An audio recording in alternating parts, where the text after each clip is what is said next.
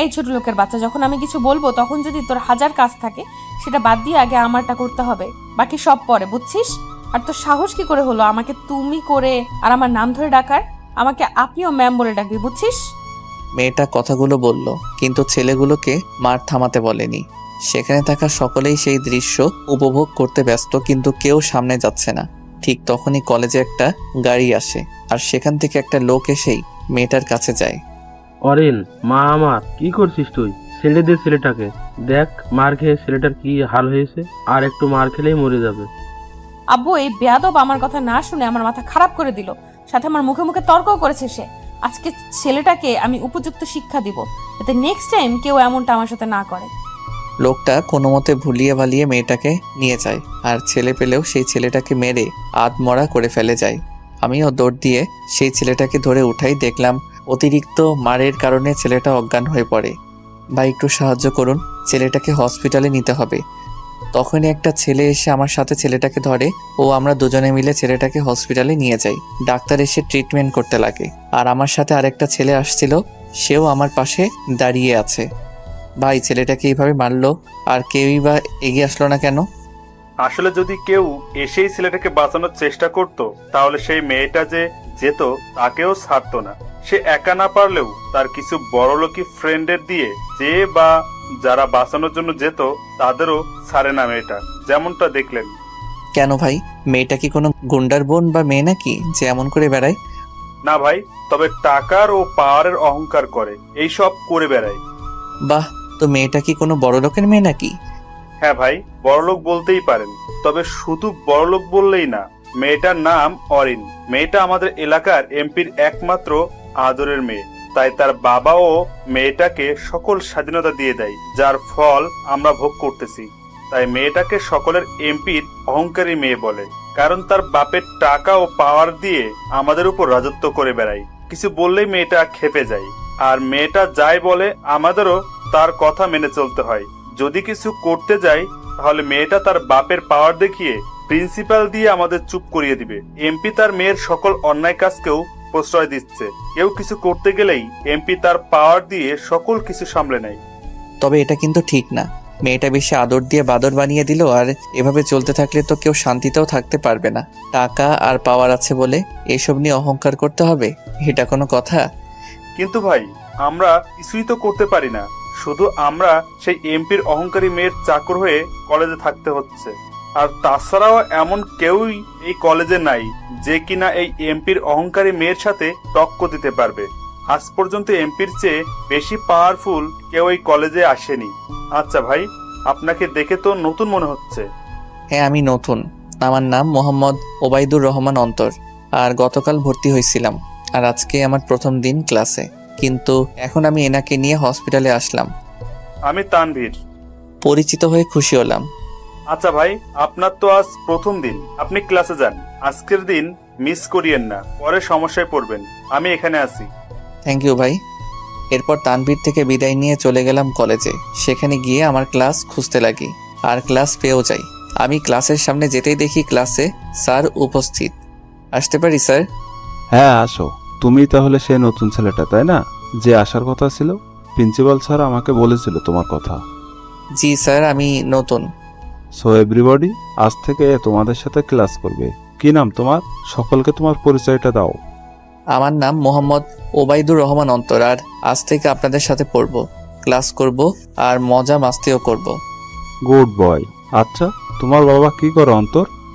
Sir, আমার আব্বু তো গাড়ি চালায়। কি, একটা ড্রাইভারের ছেলে তাও আমার সাথে পড়বে? কথাটা শুনে দেখতে লাগলাম কে এইভাবে কথাটা বলে। পরে দেখলাম সেই মেয়েটার কেউ না, সেই এমপির অহংকারী মেয়েটা। তাকে আমার ক্লাসে দেখে অবাক হয়ে গেলাম আমি। একটা ড্রাইভারের ছেলে আমাদের সাথে পড়বে? আল্লাহ, প্রিন্সিপাল স্যারের কি রোগ হলো? কোনো স্ট্যাটাস বলতে কিছুই নেই নাকি তার? আমাদেরও তো একটা স্ট্যাটাস আছে। কোথায় আমরা আর কোথায় একটা খ্যাত ড্রাইভারের ছেলে? আর এইটাকে তো দেখতেও বাজে লাগতেছে, জাস্ট ডিসগাস্টিং। অরিন, এইসব কি হচ্ছে? এইভাবে কথা বলে নাকি? স্যার, সত্যি বলতে এই কলেজে পড়তে হলে একটা স্ট্যাটাসের প্রয়োজন হয়, আর সেই স্ট্যাটাসটা তো এই খ্যাতমার্কা ছেলের নেই। আর দেখেন না কি আজব শার্ট প্যান্ট পরে আছে সে, মনে হচ্ছে ফুটপাত থেকে কিনে আনছে। কোনো কোয়ালিটি আছে এইটা এখানে পড়ার? কি করব বলেন, ভাগ্যের জোরে চলে আসলাম আমি। আল্লাহ চাইছে বলেই তো এখানে অ্যাডমিশন নিতে পারলাম। অরিন, থামো, অনেক হয়েছে। আর অন্তর, তুমি যাও আর বসে পড়ো। স্যারের কথা মতো আমিও একটা সিটে বসে পড়ি, আর স্যারও ক্লাস করাতে শুরু করে। আমিও বেশ ভালো করে মনোযোগ সহকারে ক্লাস করলাম। ক্লাস শেষ। আমি যখনই ক্লাস থেকে বের হতে যাব তখনই আমার মোবাইলে কল দেখলাম, আব্বু কল দিছে। তাই আমিও আস্তে করে এক সাইডে চলে যাই আর কল রিসিভ করি। হ্যালো আব্বু, আসসালামু আলাইকুম। ওয়ালাইকুম সালাম। কেমন আছিস? আমি তো ভালোই, আর আমি বাড়িতে না থাকার কারণে তো মনে হয় তুমিও বেশ ভালোই আছো। থাকো ভালো, সেটাই তো আমি চাই। চুপ বেটা, তুই নাই, ঘর ফাঁকা ফাঁকা লাগছে। তোর বোন আর আম্মু ও চুপসে আছে। বাবা তুই কই আসলে বলতো? কেন, আমি বাড়ি থেকে কি বলে বের হইছি মনে আছে? আমি বের হওয়ার পর যদি আমাকে খুঁজে বের করতে পারো তাহলেই বাড়িতে আসবো, না হলে আসবো না। আমি বাইরে মজা করে দিনকাল কাটাবো। তবে একটা কথা ভুলেও লোক লাগিয়ে খুঁজবা না, নিজে খুঁজে বের করো। চ্যালেঞ্জ দিয়ে আসছি আমি। ঠিক আছে, আমি নিজেই তোকে খুঁজে বের করে কান ধরে তো বাড়িতে নিয়ে আসবো। এখন কি করিস? এই তো আছি, আর কি কোনো মতে। তুমি বাসায়? না রে আব্বু, আমি তো অফিসে। আচ্ছা শোন, টাকা পয়সা লাগলে আমাকে বলিস, কারো কাছে চাইবি না। ওকে, আচ্ছা রাখি। নিজেরও বাকিদের খেয়াল রাখিও, আর চ্যালেঞ্জের কথা ভুলে যাইও না। ফাজিল একটা। এখন বাপ একটা কুলু দে, ওরা দেশে তো, আর আমি একা খুঁজে বের করতে পারবো না তোকে। থাক, কান্না করিও না। একটা ক্লু দিয়ে দিলাম, আমি আমাদের শহরে আছি। ওকে, এবার রাখি, পারলে খুঁজে বের করো এবার। বলেই কল কেটে দিলাম। এরপর আমিও ক্যাম্পাসের দিকে যেতে লাগি। সেখানে গিয়ে দেখি এমপির সেই অহংকারী মেয়ে ও তার বন্ধুদের নিয়ে আড্ডায় ব্যস্ত। তাই আমিও সেখান থেকে সরে যেতে লাগি আর হাঁটতে লাগি। ওই ড্রাইভার, আমিও শুনে না শোনার ভান করতে লাগলাম। কিছুক্ষণ পরে পিছন থেকে একজন আমার ব্যাগ ধরে টান দেয়। আমি পিছে ঘুরে দেখি এমপির মেয়ে আমার ব্যাগ ধরে টান দেয়, আর সেখানে তার বন্ধু বান্ধবীরাও উপস্থিত। আজব, ব্যাগ ধরে টানলেন কেন? ওই ড্রাইভারের বাচ্চা, তোকে ডাকতেছি যে শুনিস নাই? কই, আপনি আমাকে ডাকলেন? আর একটু মানুষকে সম্মান দিয়ে কথা বলতে শিখুন।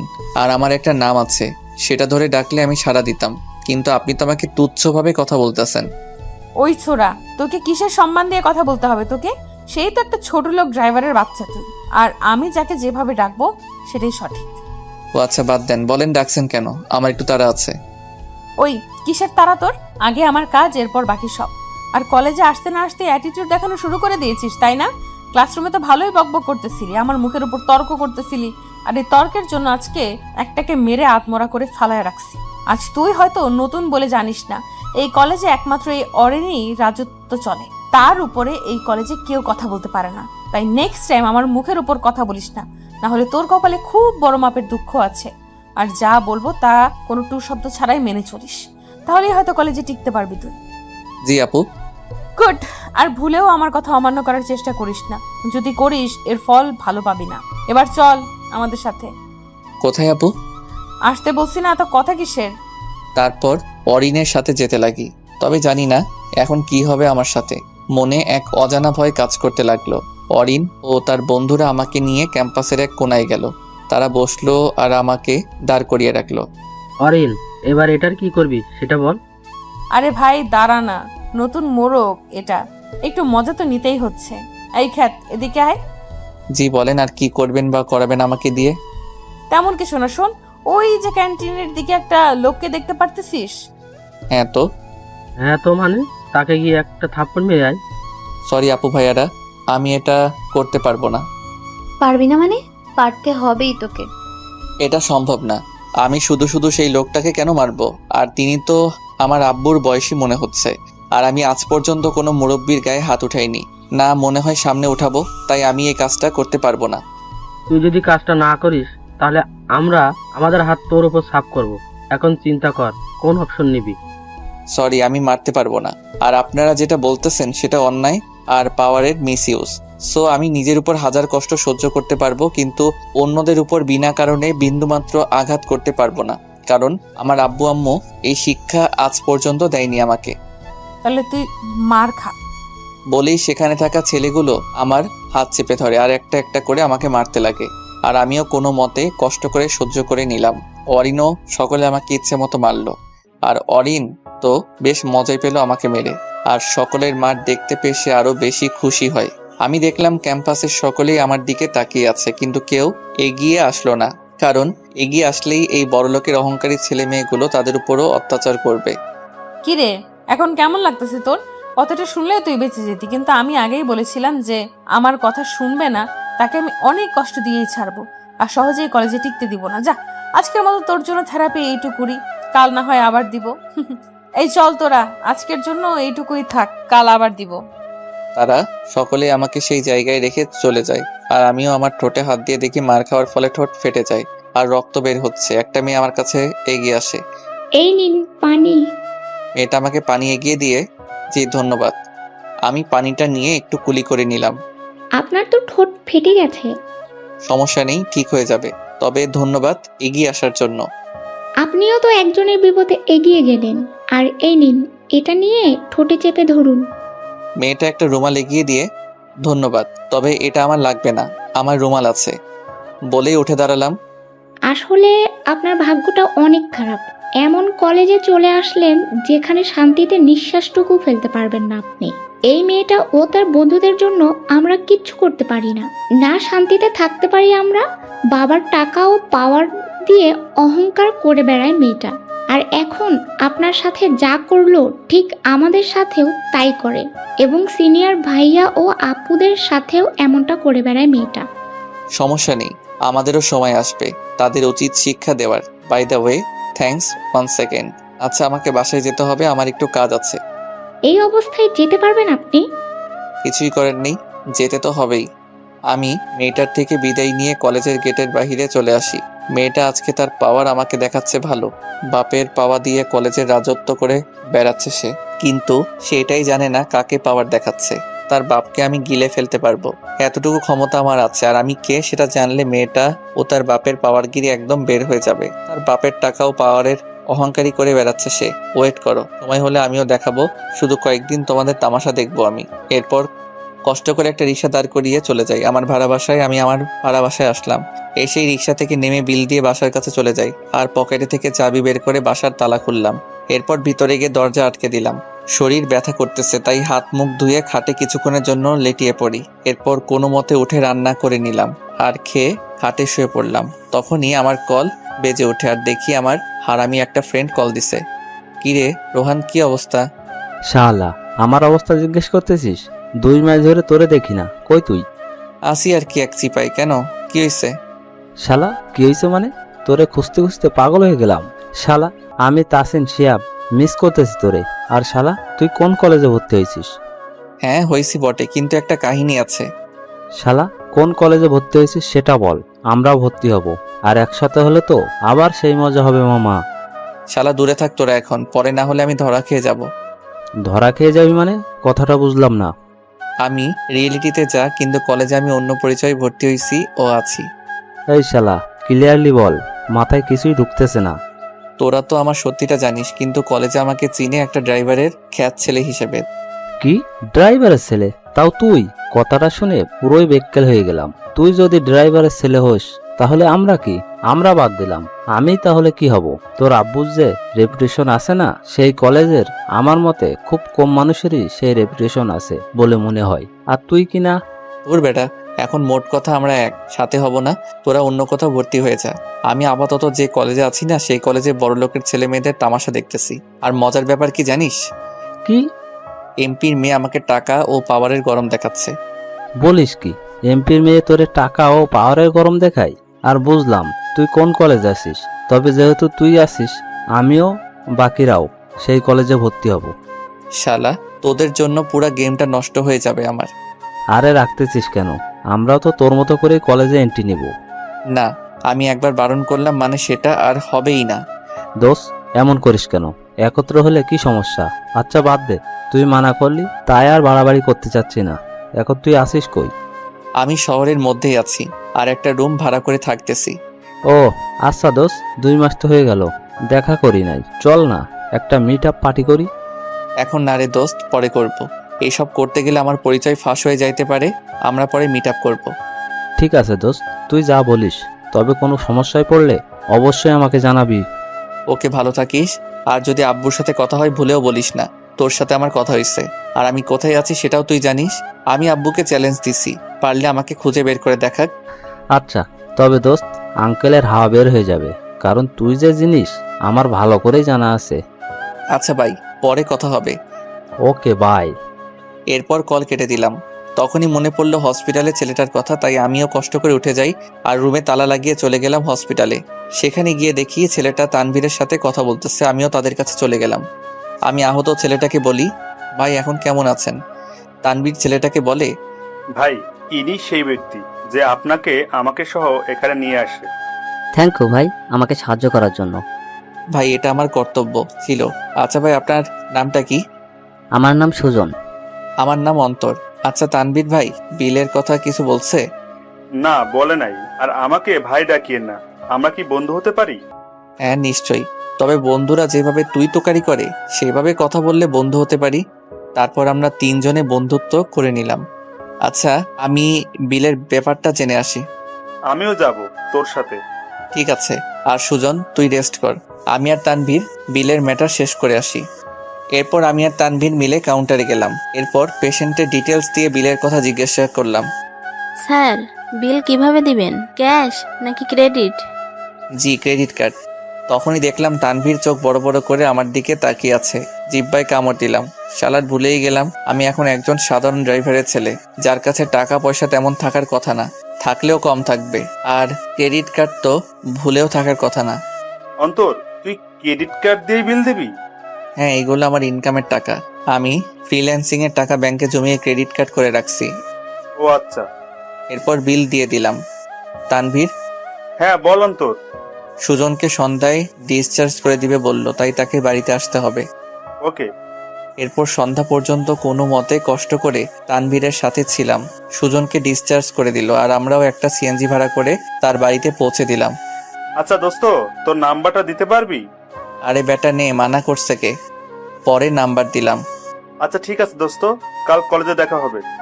ওকে, খোদা হাফেজ, ভালো থাকিস। তানভীরকে বিদায় দিয়ে চলে গেলাম নিজের ভাড়া করা বাসায়। এরপর রাতের খাবার খেয়ে আম্মুর সাথে কথা বলে ঘুমিয়ে পড়ি। সকালবেলা আমি ঘুম থেকে উঠে ফ্রেশ হয়ে রওনা দিলাম কলেজের উদ্দেশ্যে। কলেজের গেটে পৌঁছে গেলাম আর কলেজের গেট দিয়ে ঢুকতে লাগি। এই অন্তর, দাঁড়ান। পিছন থেকে মেয়েলি কণ্ঠে। তখনই আমি পিছনে তাকালাম আর দেখলাম কালকের মেয়েটা আমাকে ডাক দিল আর আমিও থেমে গেলাম। কেমন আছেন? হ্যাঁ ভালো, আপনি কেমন আছেন? এই তো ভালোই আছি। চলেন একসাথে কলেজের দিকে যাই। চলেন। আমরা দুজনেই কলেজের ভিতরে যেতে লাগি। আচ্ছা আপনার নামটাই তো জানা হলো না। আমার নাম আশা, আর আমি আপনার নামটা জানি। জানেন কিভাবে? আরে আমি আপনার ক্লাসমেট, আর গতকাল আপনি আপনার নাম ও পরিচয় দিলেন না। ও হ্যাঁ, আচ্ছা চলেন ক্যান্টিনের দিকে নাস্তা করব। এরপর আশাকে নিয়ে ক্যান্টিনে গেলাম আর একটা টেবিলে বসলাম। তো আপনার বাবা কি করে?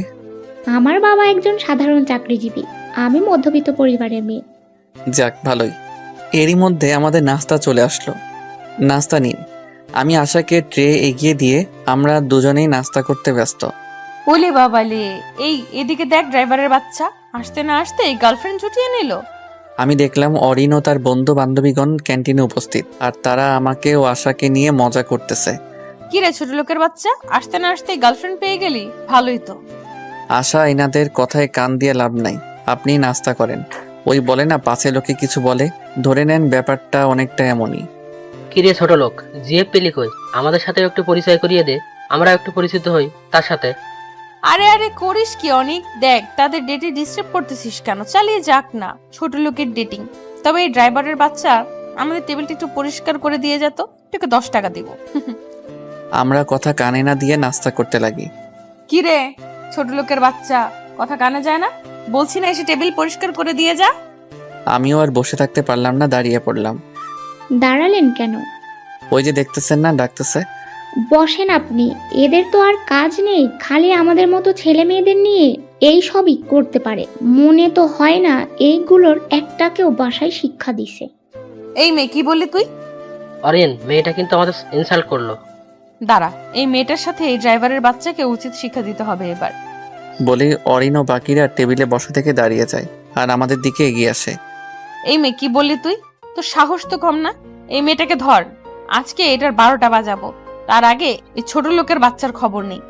অরিনের কথা মতো তার বন্ধুরা মেয়েটাকে ধরে আর অরিন আমার দিকে এগিয়ে আসে, আমার কলার চেপে ধরে। এই ড্রাইভারের বাচ্চা, তোকে কাল বলেছিলাম আমি যেটা বলবো নিমেষেই তোকে সেটা করতে হবে। কাল মার খেয়ে মন ভরে নাই তোর? যা তোর আজকে মন ভরিয়ে দেবো আমি। বলেই অরিন কষে আমাকে 4টা থাপ্পড় দিল আর মারতে লাগে। তারপরেও চুপ রইলাম, কিছুই করলাম না আমি।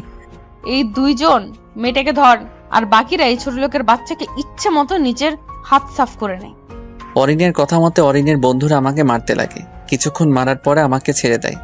এই মেয়ে, তোর সাহস তো কম নয়। তুই আমাদের অশিক্ষিত বলিস, আমাদের তুচ্ছ করে কথা বলিস।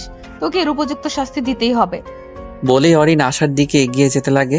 যখনই আশাকে ধরতে যাবে ঠিক তখনই আমি অরিনের হাত ধরে ফেলি। আমাকে যা করছেন কিছুই বলি নাই, কিন্তু এনাকে কোনো কিছু করতে যাবেন না। ছোট লোকের বাচ্চা, তুই আমার হাত ধরছিস, তোর সাহস তো কম না। আপনার কপাল ভালো, আমি আপনাকে এখনো কিছুই করতেছি না। যদি আপনার জায়গায় কোনো ছেলে হতো তাকে জন্মের শিক্ষা দিয়ে দিতাম আমি। হাত ছাড় বলতেছি। তখনই পিছন থেকে অরিনের একটা বন্ধু আমাকে চেপে ধরে। ছোট লোকের বাচ্চা, অরিনের হাত ছাড়। অরিনের হাত ছেড়েই নিমিষেই পিছনায় ঘুরে ছেলেটার নাকে ঘুষি মেরে দেই, আর সেও উল্টে পড়ে। ঘটনাটা দেখে অরিনের আরো দুটো ছেলে বন্ধু এগিয়ে আসে, আর তাদের দুটাকে এক এক করে মেরে ক্যান্টিনের ফ্লোরে ফেলে রাখি। এবার অরিনের হাত ধরে সোজা ক্যাম্পাসের দিকে নিয়ে যাই। আর ঘটনাটা দেখে সেখানে উপস্থিত ছেলে মেয়ে আমার কাণ্ড দেখে অবাক হয়ে যায়। আমি অরিনকে কলেজ ক্যাম্পাসের একদম মাঝখানে নিয়ে আসি আর দিলাম সজোরে থাপ্পড়, যাকে অরিন ব্যালেন্স রাখতে না পেরে ক্যাম্পাসে পড়ে যায়। এই মেয়ে, কি মনে করিস নিজেকে? বাপের টাকা ও পাওয়ার আছে বলেই কি যা খুশি করে বেড়াবি নাকি? আর তোদের টাকা আর পাওয়ার আছে বলেই তোরা মানুষ, বাকিরা মানুষ না। তোদের টাকা আছে বলেই রাজত্ব করে বেড়াবি, আর বাকিদের তোদের চাকর মনে করিস। মনে হয় না তোকে বাসায় কেউ শিক্ষা দিছে। ছোট লোকের বাচ্চা, তুই আমাকে মারছিস, এর ফল তোকে খুব ভালোভাবেই ভোগ করতে হবে, দেখে নিস। দেখা যাক কে ফল ভোগ করে। পড়ে থাক এখানে। ইচ্ছা তো করতেছে তোর হাত পা ভেঙে পঙ্গু করে তোকে এই কলেজের গেটে বাটি হাত বসিয়ে দিতে, তবুও মেয়ে বলে শুধু থাপ্পড়ে দিলাম। তোর বন্ধুগুলোকে মেরে কি হাল করছি দেখিস নাই, তবুও তোর ভাগ্য ভালো। আজ তুই যা করছিস এর জন্য তোকে জঘন্যভাবে পস্তাতে হবে, বলে দিলাম। তারপর থাক, তোর মতো নিরীহ এমপির মেয়ের সাথে বকবক করতে ইচ্ছা করতেছে না, থাক পরে এখানে।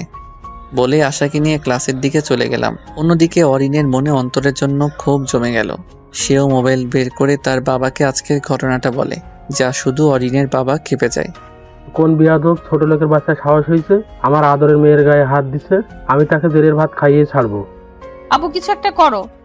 তুই চিন্তা করিস না মা, আমি দেখতেছি বেটাকে। বলেই কল কেটে দিল।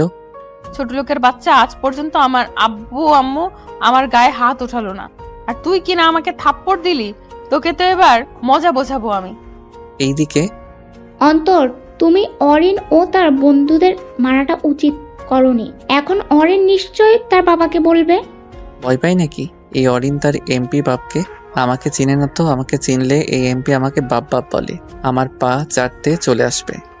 কিছুক্ষণ পরে স্যার আসে আর আমরাও ক্লাসে মন দিলাম। ক্লাস শেষ করলাম। আমি আশাকে নিয়ে যখনই বাইরে গেলাম দেখলাম অরিন ও তার বাবা উপস্থিত, আর তাদের সাথে 5 জন পুলিশও আছে। আমাকে দেখেই অরিনের বাবা আমার কলার ধরে। এই বেয়াদবের বাচ্চা, তোর সাহস কি করে হলো আমার মেয়ের গায়ে হাত দেওয়ার? আজ পর্যন্ত আমি হাত দিলাম না, আর তুই কিনা আমার মেয়েরে চড় মারছিস। আজকে তোর খবর আছে। অরিনের বাবা আমার কলার ধরে বলে, অফিসার, এই বেয়াদবকে নিয়ে যান আর উচিত শিক্ষা দিবেন এটাকে। এই, তোরা বেটাকে হাত করা পরিয়ে নিয়ে আয়। অফিসারের কথা মতে কনস্টেবলগুলো আমার হাতে হাত করা পরিয়ে দেয়, যা দেখে অরিন একটু স্বস্তি পায়। অফিসার, এই বেটারে এমন হাল করবেন যাতে এরপর এই বেটা কেন কোনো মানুষেরই সাহস না হয় আমার মেয়ের গায়ে হাত দেওয়ার। প্রয়োজনে হাত, শরীরের হাড়গুলো ভেঙে দিবেন বেটার। আপনি কোনো চিন্তা করবেন না, আমরা দেখতেছি বেটাকে। এই, তোরা নিয়ে চল। পুলিশ আমাকে নিয়ে যেতে লাগে।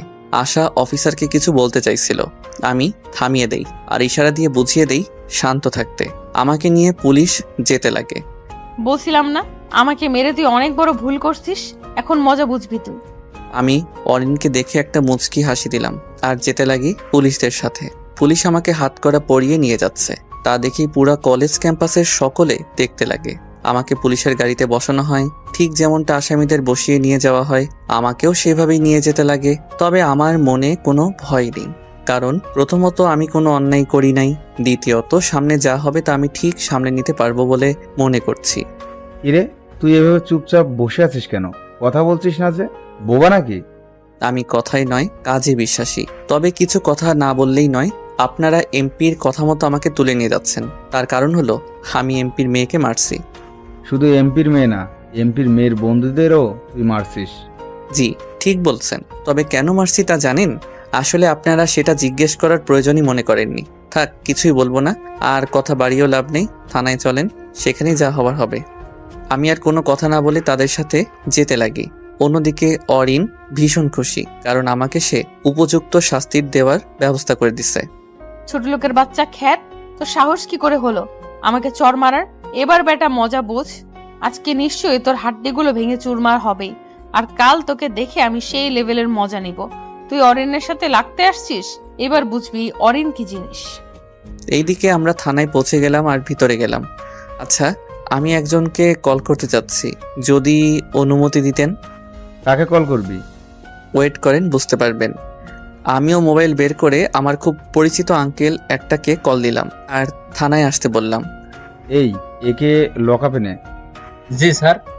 তারা আমাকে লকআপে নিয়ে যাচ্ছে, আর প্রায় আমি লকআপের থেকে কিছুটা দূরেই তখনই থানায় একজন উপস্থিত হয়। হে অফিসার, স্যার একে। পিছন থেকে একজন লোক, সবাই লোকটাকে দেখেই থ হয়ে গেল। সিএম স্যার, আপনি? সকালে সিএমকে দেখে থ হয়ে গেল। সিএম স্যার, আপনি এখানে কি করতেছেন? আমি এখানে কি করতেছি সেটা পরে বুঝবি, আগে ছেলেটার আমার কাছে নিয়ে আই। কোনটাকে স্যার? কোনটাকে মানে? ওই যে ওই ছেলেটাকে। সিএম আমার দিকে আঙ্গুল দেখিয়ে সিএম এর কাণ্ড দেখে সেখানে উপস্থিত পুলিশ সদস্য সকলেই থ হয়ে গেল, কারণ স্বয়ং সিএম থানায় আসছে আর আমার দিকে ইশারা করে বলতেছে তার কাছে নিয়ে যেতে। আমাকে কনস্টেবল সিএম এর কাছে নিয়ে যায়। অন্তর বাবা, ঠিক আছিস তুই? সিএম এর কথাটা শুনেই সকলে থ হয়ে গেল, কারণ সিএম আমাকে বাবা আর আমার নাম ধরে ডাকতেছে। অথচ পুলিশদের সাথে খারাপ ব্যবহার করলো সিএম, কিন্তু আমার সাথে ভালো ব্যবহার করতে দেখে তারা টাসকি খেয়ে গেল। আমি আমার হাত করা দেখিয়ে, আঙ্কেল আমি তো ঠিক আছি, কিন্তু এই, তোরা কার হাতে হাত করা পড়াইছিস? খোল তাড়াতাড়ি এটা। আরে আঙ্কেল, কুল অ্যান্ড রিল্যাক্স, এটা জাস্ট একটা হাত করা। এটা সবার জন্য না। আর তারা তোকে কেন এখানে আনছে? আর এই, তোরা এর হাত করা খুলতেছিস না কেন? সিএম এর ধমক শুনে সাথে সাথে আমার হাত করা খুলে দেওয়া হয়। এবার বল, তোকে এখানে কেন আনছে? সাইডে আসো, সব বলতেছি। আমি সিএম আঙ্কেলকে সাইডে নিয়ে যাই আর ঘটনাটা খুলে বলি। মোশারফের বেশি পার চলে আসছে, তাই না? দাঁড়া, দেখাচ্ছি মজা। না আঙ্কেল, কিছু করিও না, আমি একটু তামাশা দেখতে চাই। আর শুনো, আব্বুর সাথে কথা হইলে এই ব্যাপারে কিছুই বলিও না। শুধু এই ব্যাপারে না, আমার সাথে যে দেখা হইছে, আমি যে এখানে আছি সেটাও বলিও না। কেন? আমি এই এমপির শেষ দেখেই ছাড়বো। না, আমি বারণ করলাম। কথা শোনো, আমি যখন বলবো তখন যা করার করিও, কিন্তু এখন না। আর যা বলছি সেটাও যাতে মনে থাকে। আর শুনো, ভুলেও যাতে এরা আমার পরিচয় জানতে না পারে, ঠিক আছে? ঠিক আছে, তুই যা বলিস, তবে নেক্সট টাইম যেখানে সমস্যায় পড়বি আগে আমাকে কল দিবি, ওকে? ওকে আঙ্কেল, এখন আমি যাই, পরে কথা হবে। আর থ্যাংক ইউ আসার জন্য। ওই, আমি তোর বিপদে আসলাম, এটা আমার কর্তব্য, এতে থ্যাংক ইউ দেওয়া লাগবে না। কেন, আমাকে কি মেয়ের জামাই বানাবা নাকি? দূর বেটা, মেয়েই তো নাই, না হলে কি হাতছাড়া করতাম তোকে? আফসোস। আচ্ছা আঙ্কেল, আমি যাই। আমি তোকে পৌঁছে দিই। আরে আঙ্কেল, আমি বাসায় থাকি না তো, আমি একটু আলাদা আছি। আর লাগবে না, আমি যাইতে পারবো। এরপর সিএম আঙ্কেল থেকে বিদায় নিয়ে একটা রিক্সা নিয়ে চলে গেলাম আমার সেই ভাড়া করা বাসায়। সেখানে গিয়ে অন্যান্য দিনে যা যা করতাম সেই দিনটাও একইভাবে ছিলাম। পরের দিন সকালবেলা আমি ঘুমাচ্ছি, কারণ আজকে শুক্রবার, মানে আমার ঘুম দিবস। আমি ঘুমাইতে প্রচুর ভালোবাসি, বলতে গেলে আমি চা আর ঘুম পাগলা। হঠাৎই আমার মোবাইলে কল আসে। আমিও কোনো মতে নড়ে চড়ে উঠলাম আর দেখলাম রোহান কল দিল। হ্যালো, কিতা হইছে? মামা আজকে তো শুক্রবার, চলো মিট করি। শালা, বললাম না এখন না, কয়েকদিন পরে। মামা বিরিয়ানি খাওয়ামু। তুই কি মনে করিস বিরিয়ানির কথা শুনে আমি রাজি হয়ে যাব? আরে আমি কেন, আমার আব্বু রাজি হয়ে যাবে। কই তুই বল, আমি এখনই আসতেছি। শালা, আমি জানতাম তো বিরিয়ানির কথা শুনে তুই লাফাইতে লাফাইতে আসবি। মামা তোর ফেভারিট রেস্টুরেন্টে আয়, আমরা অপেক্ষা করতেছি। আমি আসবো ঠিকই, কিন্তু যে রূপে আসি সেইভাবে আসবো। দোস্ত একটু আপগ্রেড হয়ে আয়, হালকা হলেই হবে। আচ্ছা আসতেছি, ওয়েট কর, রাখি। ওকে, তাড়াতাড়ি আয়। বলেই কল কেটে দিল। প্রায় 2 মাস পর সে হারামি বন্ধুদের সাথে মিট করব। বিরিয়ানির জন্য অতটা এক্সাইটেড না যতটা হারামিগুলোর সাথে মিট করতে এক্সাইটেড আমি। তাই ফ্রেশ হোক, গোসল করে নিলাম, কারণ এখন বের হলে মনে হয় না বাসায় আসতে পারবো। এর চেয়ে ভালো একসাথে জুমার নামাজটাও পড়ে আসবো। তারপর গেঞ্জি প্যান্ট পরে রেডি হয়ে নিলাম আর বাসায় তালা লাগিয়ে চলে গেলাম গন্তব্যের উদ্দেশ্যে। আমি সেই জায়গায় পৌঁছে গেলাম যেখানে হারামিগুলো আসার কথা বলল। আমিও রেস্টুরেন্টের ভিতরে যেতেই দেখলাম 3 হারামি, সিহান, রোহান আর তাসিন বসে আছে। ভালো তো ভালো না, এইসবই করে বেড়াই তোরা। তারা আমাকে দেখে টেবিলের থেকে উঠে ঝাঁপিয়ে পড়ে আমার উপর। শালা তোকে কত মিস করছি জানিস? আর আমি আমাদের ফেলে থাকতে পারতেছিস? আমরা তো শালা মনে হয় এতিম হয়ে গেলাম।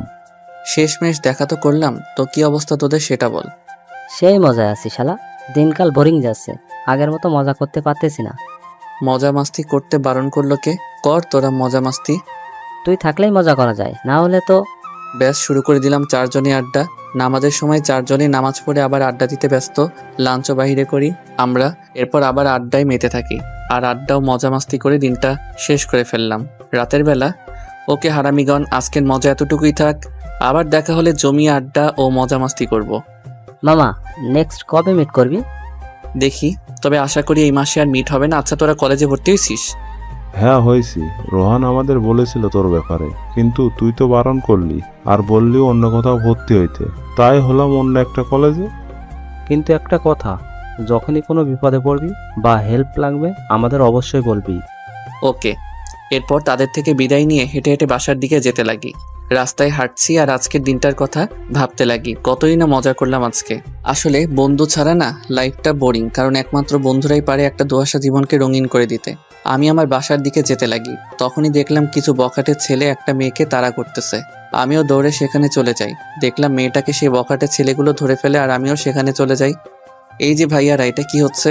মেয়ে পাইলেই কি হাইনার মতো ঝাঁপিয়ে পড়তে হবে নাকি? এই ছেলে, এখান থেকে কেটে পড়, নাইলে কিন্তু খুব খারাপ হয়ে যাবে। ভাই, আমিও বলতেছি খুব খারাপ হয়ে যাবে, তবে আমার না। ভাই, ছেলেটার গায়ে মনে হয় চর্বি চলে আসছে, তাই আমাদের সাথে লাগতে আইছে। তাহলে বেটা চর্বি কমিয়ে দে। ব্যাস বলতেই সেখানে থাকা একটা ছেলে আমার কাছে এসে আমার কলার ধরে। আমিও বেশি কিছু করি নাই, যে হাত দিয়ে আমার কলার ধরলো সেই হাতটা ধরেই দিলাম মোচড়। শালা মনে করছিস কিছুই করবো না, তাই ডাইরেক্ট কলার ধরে ফেললি, এবার কেমন লাগতেছে? বলতেই সেখানে থাকা আরো 2 জনে আমার উপর ঝাঁপিয়ে পড়ে। তাদের একটার পেটে দিলাম লাথি, আর একটার ঘাড় চেপে ধরি আর পিঠে দিলাম খুব জোরে ঘুষি, আর সেও পড়ে গেল। এবার লাস্ট একজন বাকি। কি রে, এবার কি তুই আসবি? থাক, আমি আসতেছি বলেই সামনে যেতে নিব, সাথে সাথে সে দৌড়ে পালায়। আর আমিও মেয়েটার কাছে চলে যাই। আমি মেয়েটার কাছে গিয়ে দেখি এটা অরিনের বান্ধবী। আপনি ঠিক আছেন? হ্যাঁ, ধন্যবাদ আপনাকে। যদি সময় মতো না আসতেন তাহলে আমার হয়তো খুব বড় ক্ষতি হয়ে যেত। আচ্ছা, আপনার কি আক্কেল বলতে কিছুই নেই? এত রাতে রাস্তায় কি করতেছেন? আপনি জানেন না আমাদের দেশের অবস্থা? আর মেয়েদের জন্য দিনের বেলা সেফ না, আর আপনি কিনা রাতের বেলা রাস্তায় চলাফেরা করেছেন, তাও একা। আসলে আমি একটা ফ্রেন্ডের বাড়িতে গেছিলাম আর আসতে লেট হয়ে যায়, পরে গাড়ি পাইনি বলে একা একা রাস্তায় হেঁটে হেঁটে আসতে হয়। কেন, আপনার বড়লোক বান্ধবীর গাড়ি দিয়ে পৌঁছে দিতে পারেনি আপনাকে? সারাক্ষণ তো তার সাথে থাকেন, তাহলে এতটুকু হেল্প করতে পারলো না সে? আসলে আমি অরিনের সাথে থাকি ঠিকই, তবে ওর কথা হ্যাঁতে হ্যাঁ করি যাতে ওর অত্যাচার সহ্য করতে না হয়, কিন্তু মন থেকে আমি পছন্দ করি না। আচ্ছা বাদ দেন, চলেন আপনাকে বাড়ি পৌঁছে দেই। আপনাকে এখন একা ছাড়া ঠিক হবে না, বলা তো যায় না কোন কোনায় কোন জানোয়ার লুকিয়ে আছে। তারপর আমি মেয়েটাকে তার বাড়ি পর্যন্ত পৌঁছে দিলাম। থ্যাঙ্কস আমাকে বাঁচানোর জন্য আর বাড়ি পৌঁছে দেওয়ার জন্য। ওয়েলকাম। এবার বাড়িতে যান, আমি বাসায় যাব। তারপর আমি আমার বাসায় চলে আসি, আর সেখানে এসেই ফ্রেশ হয়ে খাটে লেটিয়ে পড়ি আর দিলাম ঘুম। সকালবেলা অ্যালার্মের আওয়াজে ঘুম ভেঙে যায়। আমিও উঠে ফ্রেশ হয়ে নিলাম। এরপর চলে গেলাম কলেজে। আমি কলেজের গেট দিয়ে ঢুকতে দেখি অনেকে আমার দিকে অবাক চোখে তাকিয়ে আছে। হয়তো তারা ভাবছে কাল আমাকে পুলিশে যেভাবে ধরে নিয়ে গেল নিশ্চয়ই আমাকে মেরে হাত পা ভেঙে দিবে, কিন্তু আমার কিছুই হয়নি। আসলে হবেই বা কি করে, আমাকে বাঁচানোর জন্য অনেক মানুষ আছে। আমি দেখলাম আশা ক্যাম্পাসে বসে আছে, আমিও সেখানে চলে গেলাম। কি খবর আশা ম্যাডাম? আমার আশাই মনে হচ্ছে। তুমি ঠিক আছো অন্তর? ঠিক আছি বলেই তো সামনে দাঁড়ায় আছি। এরপর আমি আশার সাথে কথা বলতে ব্যস্ত। কিছুক্ষণ পরে একটা মেয়ে আমার সামনে এসে দাঁড়ায়, আর আমি মেয়েটাকে দেখে থ হয়ে গেলাম। ঈশিতা, তুই? কে এই মেয়ে অন্তর? আপু, আমি কে সেটা না হয় পরে বলবো। তার আগে এই যে মিস্টার রহমান, আমি আপনাকে এটা জিজ্ঞেস করবো না আপনি এখানে কি করেন বা এভাবে রূপ নিয়ে আছেন কেন। শুধু এটাই বলবো, শহরে থাকার পরেও বাড়িতে আসিস না কেন তুই? বাড়িতে আসিস না কেন মানে? এই অন্তর, এ কি বলতেছে এই সব? মাথায় কিছু ঢুকছে না। তুমি একে চিনো? কেন? এর বাবা মাও আমাকে ভালো করেই চিনে, কারণ এই মানুষটার বোন আমি। কি? অন্তর, এটা তোমার বোন? হ্যাঁ, এটা আমার বোন। আশা, আমি একটু আসি, আর তুই চল আমার সাথে। আমি ঈশিতাকে নিয়ে যেতে লাগি। ভাইয়া, তুই শহরে আছিস কিন্তু বাড়িতে আসিস না কেন? কতই না মিস করি তোকে আমি। আব্বু, আম্মু। আব্বুকে চ্যালেঞ্জ দিছি যাতে আমাকে খুঁজে বের করে। যদি খুঁজে বের করে তবেই বাড়িতে যাব। তবে তুই এখানে কি করে আসলি? এই কলেজের সামনে দিয়ে গাড়ি নিয়ে যাচ্ছিলাম, আর তখন তোকে দেখি। প্রথমে মনে করলাম এটা আমার ফর্ম, পরে তো দেখি এটা সত্যিই তুই। কিন্তু ভাইয়া, তুই এইভাবে কেন? এমনি, আর কি ভালো লাগে? আমার আবার শো অফ করতে ভালো লাগে না, নিজেকে সাধারণ রাখতেই ভালো লাগে। কিন্তু ভাইয়া, এটা সাধারণের চেয়েও সাধারণ লাগছে। এই ড্রেসে তোকে কেমন জানি অদ্ভুত লাগতেছে।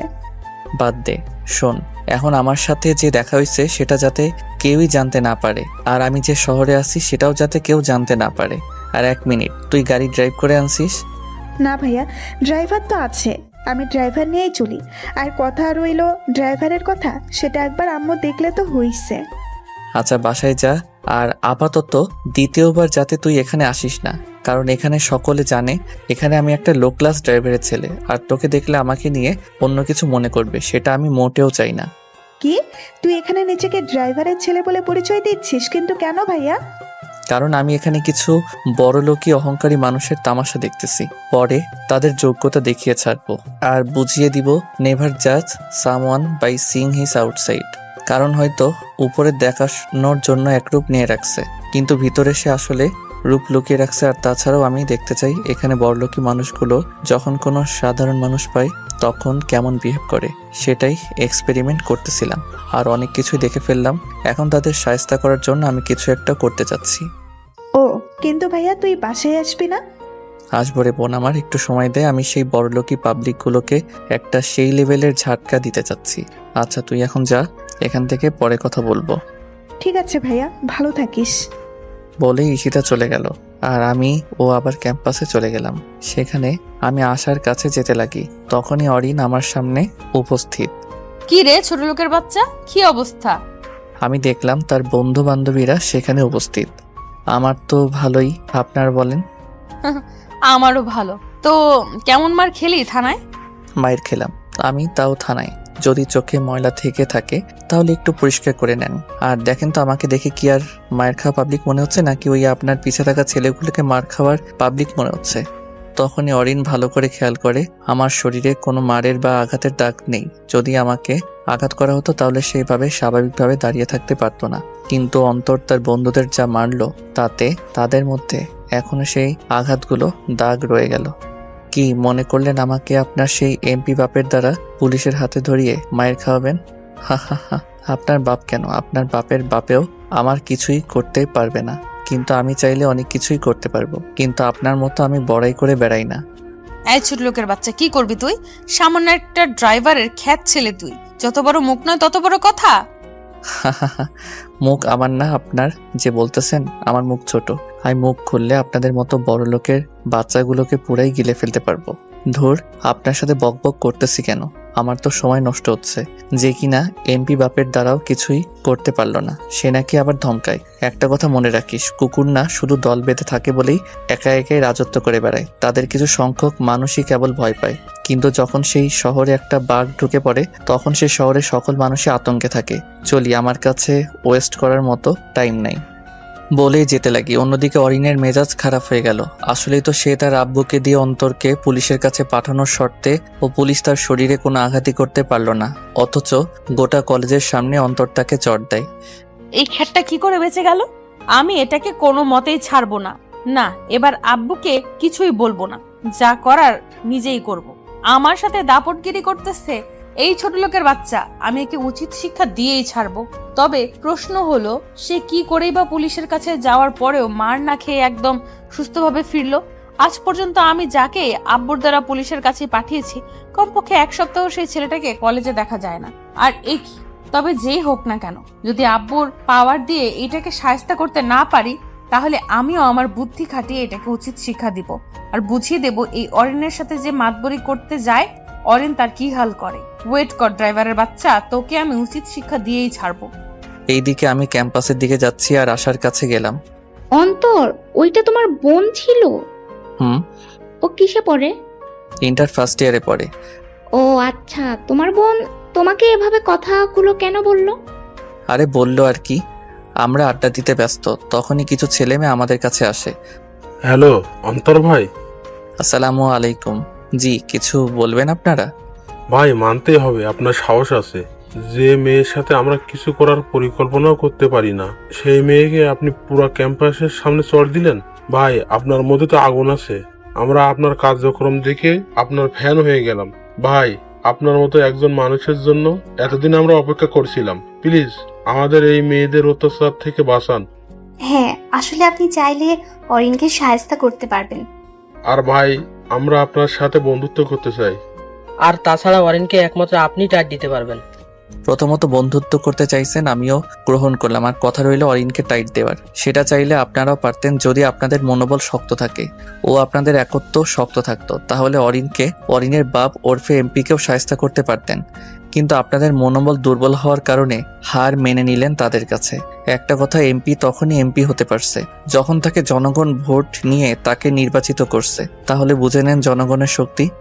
তারপরেও ভাই এখন আপনিই পারবেন এই এমপির মেয়েকে শায়েস্তা করতে। ঠিক আছে, দেখা যাবে ভাই। এরপর এরাও আমাদের সাথে আড্ডায় ব্যস্ত। এরই মধ্যে তানভীর উপস্থিত, তবে সে আমার দিকে এসেই গম্ভীরভাবে তাকিয়ে আছে। কিরে তানভীর, কি অবস্থা? ভালোই, তবে তোর সাথে কথা আছে আমার। হ্যাঁ বলিস দোস্ত, ক্লাসের সময় হয়ে গেছে, চল। আর ভাইয়া ও আপুরা পরে কথা বলবো, ভালো থাকবেন সকলে। এরপর তাদের থেকে বিদায় নিয়ে তানভীর ও আশাকে ক্লাসের চলে দিকে আর ক্লাসে গিয়ে বসে পড়ি। কিছুক্ষণ পরে অরিন ও তার দলবল ক্লাসে আসে, তবে অরিন আমার দিকে তাকিয়ে একটা পৈশাচিক হাসি দেয়। আমি বুঝলাম না তার হাসির কারণ। এরই মধ্যে ক্লাসে স্যার চলে আসে আর আমরাও ক্লাসে মনোযোগ দিলাম, তবে দেখলাম তানভীর আমার দিকে গম্ভীরভাবে তাকিয়ে আছে। কাহিনীটা বুঝলাম না। বর্তমান মুহূর্তে অরিন ও তানভীর দুজনকেই আমার একটু অন্যরকম লাগতেছে, তবুও এসব বাদ দিয়ে ক্লাসের দিকে মনোযোগ দিলাম। ক্লাস শেষ আমিও তানভীর ও আশাকে নিয়ে ক্যান্টিনে যেতে চাইলাম, তবে আশার নাকি কি কাজ আছে তাই সে অন্য কোথাও গেল, তাই তানভীরকে নিয়ে গেলাম। আমার প্রচুর খিদা লাগছে। আর বলিস না, নাস্তা অর্ডার দে তাড়াতাড়ি। অন্তর, একটা কথা জিজ্ঞেস করব, সত্যি সত্যি উত্তর দিবি? হ্যাঁ বল, তবে আগে নাস্তা আন মামা, সকাল ধরে কিছুই খাই নাই। তানভীর চলে গেল নাস্তা আনতে। ও নাস্তা নিয়ে এসে আমাকে দেয় আর আমিও খেতে লাগি। অন্তর, তুই আসলে কে? তানভীরের কথা শুনে খাবার খাওয়া থেমে গেল। আমি কে মানে? এটা কেমন প্রশ্ন? তুই কি আসলেই সেটা যেটা দেখাচ্ছিস সবাইকে? তোর কি অন্য কোনো পরিচয় আছে? কি বলতেছিস আজব? দেখ, কথা ঘুরাবি না, যেটা জিজ্ঞেস করছি উত্তর দে। আমি সাধারণ একটা গাড়ি ড্রাইভারের ছেলে, এর বাইরে কি আমি? কিন্তু আমার মনে হয় না তুই সাধারণ কেউ। আমার থেকে লাগে তুই যেটা সবাইকে দেখিয়ে বেড়াস সেটা তুই না, কারণ কোনো ছেলের ক্ষমতা নেই এমপির অপবাদ থেকে নিজেকে পুলিশের থেকে রেহাই করার। তাছাড়াও কাল তোকে আমি দেখছিলাম যেখানে তুই একটা দামি গাড়িতে ঘোরাফেরা করতেছিলি, সাথে 3টা ছেলেও ছিল, আর মনে হচ্ছিল তারা অনেক বড় লোক। তুই যদি ড্রাইভারের ছেলে হতি তাহলে সেই গাড়িতে মজা মাস্তিতে কিভাবে মেতেছিলি? অবশ্য তোকে চুপসে থাকার কথা ছিল, তারা তোর উপর হুকুমতি করার কথা ছিল, কিন্তু দেখলাম তুই তাদের উপর হুকুমতি করতেছিলি, যেটা আমার চোখ এড়িয়ে যায়নি। এবার সত্যিটা বল, তুই কি আসলেই সাধারণ কেউ নাকি তোর আরো একটা পরিচয় আছে? আমি তানভীরের কথাগুলো শুনে চুপসে গেলাম। আমি ভাবতেও পারি নাই এইভাবে ধরা খেয়ে যাব। হ্যাঁ, তুই কাল যা দেখছিস সেটা সত্যি, ও আমার আরো একটা পরিচয় আছে। তবে দোস্ত, আপাতত আমি এটা কাউকে বলতে পারবো না। আমাকেও না? শোন, সময় হলে জানতে পারবি কে। তবে তোর যেহেতু আমার সম্পর্কে জানার এতই আগ্রহ ও আমার অর্ধেক রহস্য জেনেই গেছিস, তাহলে আমার সত্যিটা সর্বপ্রথমে তোকেই বলবো। তবে আমাকে এই ব্যাপারে ফোর্স করিস না। ঠিক আছে, তবে সত্যিটা আমাকেই আগেই বলবি। ওকে। এরপর নাস্তা করে আমিও তানভীর থেকে বিদায় নিয়ে কলেজের বাইরে চলে যেতে লাগি আর নিজেকেই নিজে গালমন্দ করতে লাগলাম। আজ একটা ভুলের জন্য তানভীর আমার সত্যিটা প্রায় জেনেই গেছে। কিন্তু আমি চাই না কেউ এখন সত্যিটা জানুক। তবে যে ভুলটা করছি আগামীতে সেটা আর করা যাবে না। আমি কলেজের গেটের বাহিরে রিকশার জন্য দাঁড়িয়ে আছি। ঠিক তখনই কেউ একজন পিছন থেকে আমার মুখে রুমাল ধরে। আমি রুমাল সরিয়ে দেখতে যাব, ততক্ষণ সময় পাইনি, তার আগেই বেহুশ। যখন চোখ খুললাম তখন নিজেকে একটা রুমে আবিষ্কার করলাম। আমি সেই রুমে খাটের উপর শুয়ে আছি। আমিও শোয়া থেকে উঠে পড়লাম আর রুমটা ভালো করে দেখতে লাগলাম। রুমটা ভালো করে দেখেই থ হয়ে গেলাম, কারণ রুমটা আমার ভালো করেই চেনা। আমি কিডন্যাপ হয়েছি ঠিকই, তবে আমি এখন এখানে কি করে আসলাম? কারণ আমি আমাদের বাড়িতে আমার রুমে আছি, কিন্তু কিভাবে তা অজানা। কিছুক্ষণ পরেই দরজার আওয়াজ আসে। আমি দরজার দিকে তাকালাম আর দেখলাম আম্মু আসছে রুমে। কি রে, উঠছিস? তবে আম্মু। হ্যাঁ বল। আমি এখানে কিভাবে? আমাকে চ্যালেঞ্জ করেছিলি না, পূরণ করে দিলাম তোর চ্যালেঞ্জ। আমি দেখলাম আমি দরজায় থেকে আস্তে আস্তে কথাটা বলল। আমি আব্বুর দিকে হা করে তাকিয়ে আছি। ওই মুখ বন্ধ কর, মশা ঢুকে যাবে। তুমি কিভাবে জানলে আমি কোথায় আছি? কি মনে করছিস তুই নিজেকে আমার থেকে লুকিয়ে বেড়াবি? হা হা হা, এতটাই সহজ নাকি? আমার যতটুকু মনে হচ্ছে তুমি নিজে থেকে আমার খোঁজ বের করনি, কারো ধারায় বা কাউকে দিয়ে কাজটা করছো। আর আমি যে ভয়টা পাইছি মনে করছি আজকে হয়তো রক্ষা নাই আমার। কেন, কি অঘটন ঘটাচ্ছিস তুই? কোনো অঘটন ঘটাই নাই আমি। যেটা জিজ্ঞেস করছি সেটা বলো। তোর আব্বু তোর বোনের ড্রাইভারের দ্বারা তোর খোঁজ পায়। সে নাকি তোকে একটা কলেজের সামনে দেখছে, আর তুই নাকি ইতিশার সাথে কথা বলছিস সেটাও দেখছে। পরে তোর আব্বুকে বলে, তারপর টুক করে আমাকে কিডন্যাপারের মতো কিডন্যাপ করে বাড়িতে নিয়ে আসে। বাহ আব্বু বাহ, ভালোই বাটপারি করছো। চ্যালেঞ্জ দিলাম, মনে করছিলাম সুন্দর করে তুমি আমার চ্যালেঞ্জ কমপ্লিট করবা, কিন্তু তুমি তো বাটপারি করে আবার ভাব নিতেছো, আবার নিজেকে কিছু একটা মনে করতেছো। কেমনে যে তুমি শহরে নামি দামি একজন মানুষ তা জানি না, আল্লাহই জানে কার কার সাথে বাটপারি করছো তুমি। কেমনে যে শফিকুর রহমান থেকে শহরের টপ বিজনেসম্যান শফিকুর রহমান হইলা আল্লাহই জানে। জি হ্যাঁ, আমি মোহাম্মদ ওবায়দুর রহমান অন্তর, শহরের টপ বিজনেসম্যান শফিকুর রহমানের ছেলে, যাকে শহরের নামি দামি মানুষেরা ও পলিটিশিয়ানরা ভালো করে চিনে ও সম্মান করে। কিন্তু আমাদের সাথে মজা করেই থাকেন উনি। আসলে আব্বু আমাদের সাথে অনেক ফ্রিলি ব্যবহার করে। হাজারো প্রেশার থাকার পরেও আমাদের সাথে কোনো দিনও রাগ দেখিয়ে কথা বলে নাই। বলতে গেলে আব্বু আমাদের অনেক ক্লোজ বন্ধু। ছাড়াও আব্বু আমাদের সযত্নেই বড় করে, আমাদেরকে কোনো কিছুরই কমতি রাখেননি। আমাদের যেটা প্রয়োজন শুধু একবার বললেই মুহূর্তের মধ্যে আব্বু এনে দেয়। আমি, আম্মু, আব্বু ও বোন ইশিতা মিলে হ্যাপি ফ্যামিলি আমাদের। তবে কোনো দিনও আমাদের কুশিক্ষাগুলো দেননি তারা সবসময় আমাদের সঠিক ও সুশিক্ষাই দিছে। না হলে তো আজ সেই এমপির মেয়ের মতো আমরাও একই কাজ করে বেড়াতাম। তবে আমি শো অফ করতে মোটেও পছন্দ করি না, কারণ আমি নিজেকে একজন সাধারণ মানুষ হিসেবেই রাখতে চাই। আর আমি আমার আব্বুর পরিচয় সবার কাছে নিজেকে প্রকাশ করতে চাই না। আমি নিজেকে সাধারণ মানুষ হিসেবে পরিচিতি দিতে চাই। যদি আমি আব্বুর পরিচয় তাদের কাছে নিজেকে প্রকাশ করি তাহলে তারা আমাকে আলাদা চোখে দেখবে ও আব্বুর পরিচয়ের জন্য সম্মান আর আব্বুর পরিচিতি শেষ হয়ে যায়, তাহলে তারাও আমাকে গণ্য করা ভুলে যাবে। কিন্তু যদি আমি নিজেকে সকলের কাছে আব্বুর পরিচয় ছাড়া নিজের যোগ্যতা ও ব্যবহার যদি প্রকাশ করি তাহলে তারা আমাকে অনেক সম্মান করবে ও আমার সাথে মিশবে, যেটা আমার নিজের তৈরি সম্মান ও যোগ্যতা হবে। বাহ আব্বু বাহ, কি আর বলবো, চিটার তুমি। চিটারি করে আমার সাথে প্রতিটা খেলা হোক, অন্য কাজ হোক, জিতো তুমি। জানি না আম্মু কেমনে যে এরকম চিটার বাটপার টাইপের মানুষকে বিয়ে করলো, নাকি আম্মুকে ফাঁসিয়ে বিয়ে করছো তুমি? ওই দেখা যায় তাল গাছে, থুক্কো, তাল গাছ না, আম গাছ দেখা যাচ্ছে। আব্বু ছেলে ঝগড়া পড়ে, আগে দুইজনে ফ্রেশ হয়ে আসো, আমি দুপুরে খাবার রেডি করতেছি। আম্মুর কথা মতোই আপাতত আব্বু ও আমার কথাবার্তা রেখে চলে গেলাম। ফ্রেশ হয়ে এসেই খাটে লেটিয়ে পড়ি কিছুক্ষণের জন্য। আমি কোনোদিনও ভাবতে পারি নাই আমার আব্বু আমাকে এইভাবে বাড়িতে আনবে। বিষয়টা আমাকে হাসাচ্ছে। ছেলেকে বাসায় আনার জন্য আব্বু কিডন্যাপার হয়ে গেল। কিছুক্ষণ পরে খাবারের জন্য ডাক পড়ে আর আমিও চলে যাই ডাইনিং টেবিলে, সেখানে বসে পড়ি। 2 মাসের বেশি হয়ে যায় আমরা পরিবারের সকলে মিলে এক টেবিলে খাবার খাই নাই, আর আজ খেতে বসলাম। সকলে বেশ মজা করে একসাথে বসে কথা বলতে বলতে লাঞ্চ করে নিলাম। এরপর আমিও রুমে চলে গেলাম। কিছুক্ষণ পরে দেখি ঈশিতা আমার রুমে আসে। কি রে, এখানে কি করিস? কি করি মানে? আমি তো রুমে আসতে পারবো না। না আসতে পারিস সেটা তো মানা করি নাই, আয় বস খাটে। এরপর ঈশিতা খাটে এসে বসে।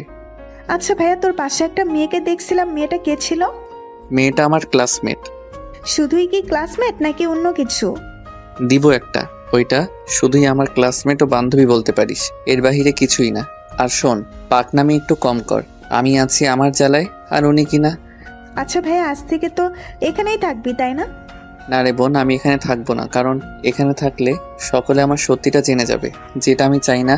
আমি সকলের কাছে সাধারণ একজন মানুষ হিসেবেই থাকতে চাই, আর আমি চলে যাব সন্ধ্যায়। ভাইয়া প্লিজ যাইস না। দেখ ঈশিতা, তুই ভালো করে জানিস কেন আমি থাকতে চাচ্ছি না, আর পারলে আম্মু আব্বুকে ম্যানেজ করতে একটু হেল্প করিস আমায়। ঠিক আছে, দেখি, তুই রেস্ট কর, আমি চাই। আচ্ছা। ঈশিতা চলে যায় আর আমি একটু চোখ বন্ধ করে শুয়ে পড়ি খাটে। আর কখন যে ঘুম চলে আসে তা অজানা। সন্ধ্যায় আমার ঘুম ভাঙে আর আমিও উঠে ফ্রেশ হয়ে নিলাম। এরপর চলে গেলাম সামনের রুমে। সেখানে গিয়ে দেখি আম্মু নাস্তা রেডি করতেছে, আব্বু টিভি দেখে আর ঈশিতা মোবাইল নিয়ে ব্যস্ত। আমিও ঈশিতার পাশে গিয়ে দিলাম চুলটান। কিরে শয়তানি, কি করিস? আউস, ভাইয়া ব্যথা পাইতেছি। তুই ব্যথা পাইলে আমার কি? দাঁড়া, দেখাচ্ছি। বলেই মোবাইল এক সাইডে রেখে এবার আমার চুলের উপর ঝাঁপিয়ে পড়ে। এই শয়তানি ছাড় বলতেছি। এখন কেমন লাগে? ভুল হয়ে গেছে, এই আম্মু আমাকে মারি ফেলতেছে। এই কি শুরু করছিস তোরা দুইটা? আম্মু, অন্তর ভাইয়া আগে আমার চুল টান দিচ্ছে। তোদের দুইটারই তো কাজ একে অপরকে খোঁচা দিয়ে বেড়ানো। নাস্তা রেডি, টেবিলে আয়। তারপর আর কি, চলে গেলাম। সেই পেদনি থেকে নিজেকে ছাড়িয়ে নাস্তা করে সাথে ঈশিতা ও আব্বু টেবিলে আসে। আমাদের কিছু কথা বলার আছে। কি বলবি বল। আসলে আম্মু, আমি চাচ্ছি কলেজের বছরগুলো বাসার বাইরে থেকে পড়াশোনা করব। মানে আমি কলেজের বছরগুলো এখানে না থেকে অন্য কোথাও থেকে পড়াশোনা করতে চাচ্ছি। কি? কিন্তু কেন? কোনো সমস্যা?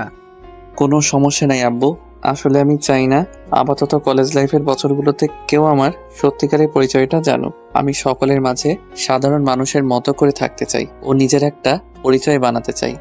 না, আমি পারবো না এটাতে মত দিতে। আরে আম্মু, এত চিন্তা করো কেন? মাঝে মাঝে এসে দেখা করে যাব। আর যদি কলেজ অফ থাকে তাহলে তো এখানে এসেই থাকবো।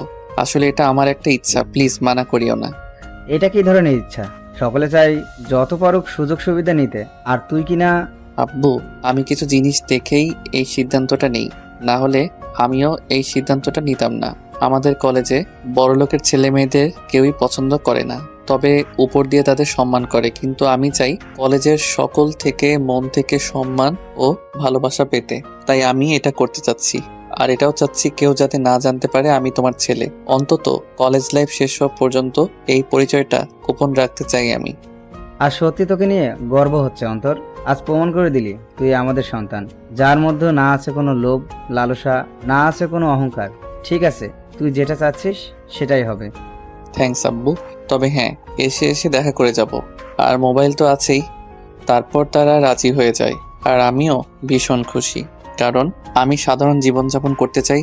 আব্বুর এত নাম ও পাওয়ার থাকার পরেও এইসবে আমার কোনো প্রকার ইন্টারেস্ট নেই। এরপর সুন্দর করে নাস্তা করে নিলাম আর রুমে গেলাম। বাকিরাও পিছন পিছনে আমার রুমে আসে। আমি জানি তোমাদের মন চাইছে না আমার এই কথাটা মানতে, কিন্তু আমি চাই না আমার পরিচয়টা ফাঁস হোক, তাই এমনটা করতে হচ্ছে।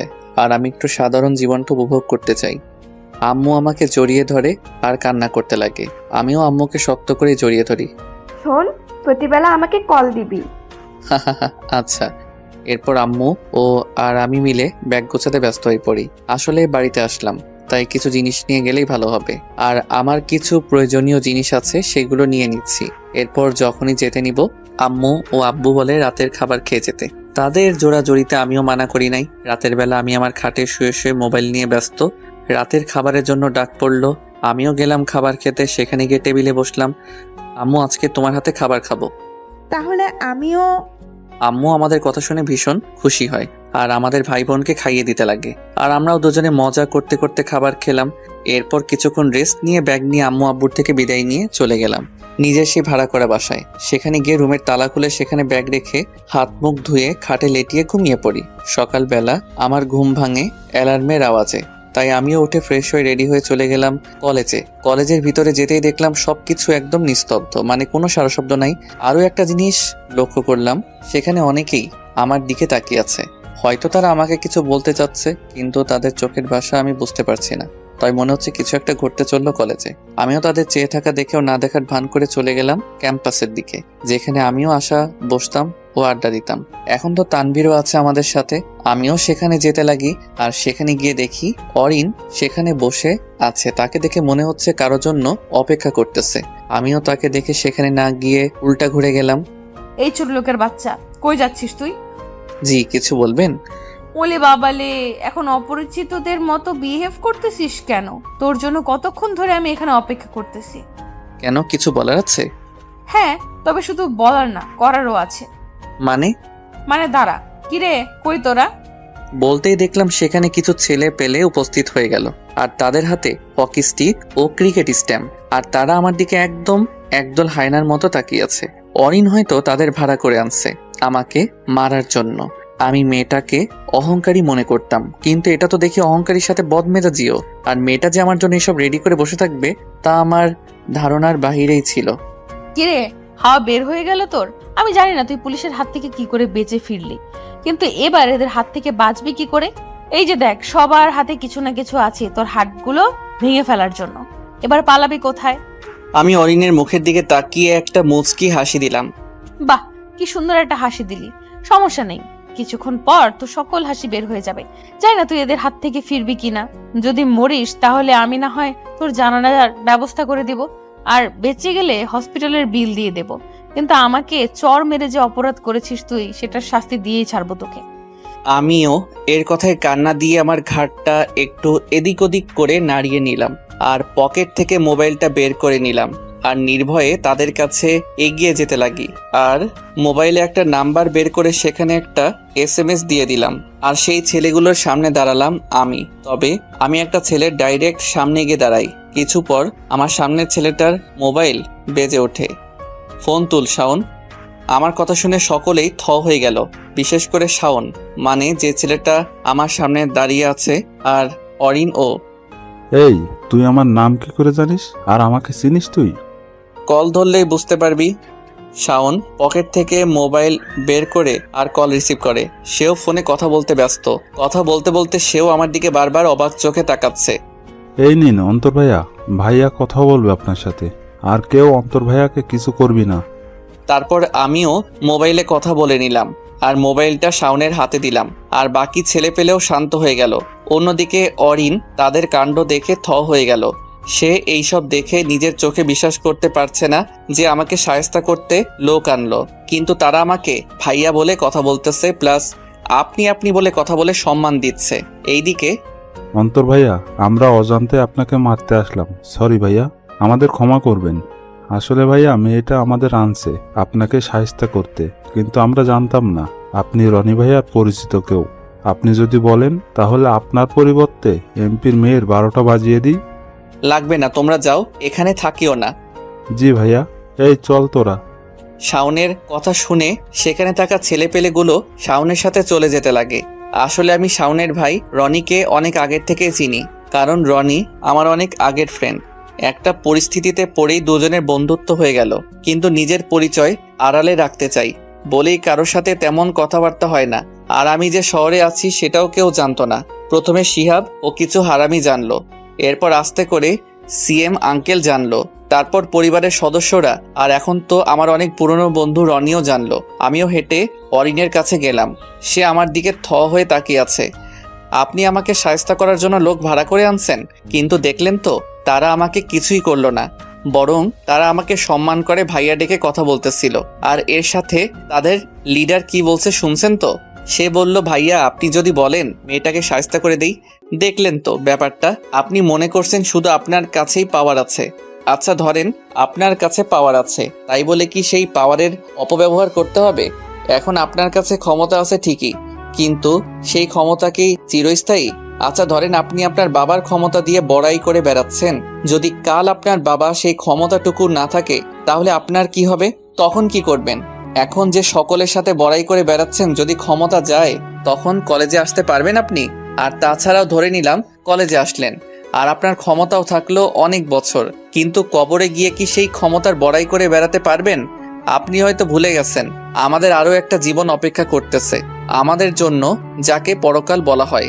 আর সেখানে আমরা এই দুনিয়ায় যা যা করব তার সকল হিসাব দিতে হবে। সো আপনি কি সেখানে ও আপনার বাবার ক্ষমতা দেখাতে পারবেন? চুপ হয়ে আছেন কেন? উত্তর দিন। আমরা সকলে একটা কলেজে পড়ি, আর যেহেতু একটাই কলেজে আছি তাই সকলের উচিত মিলেমিশে থাকা।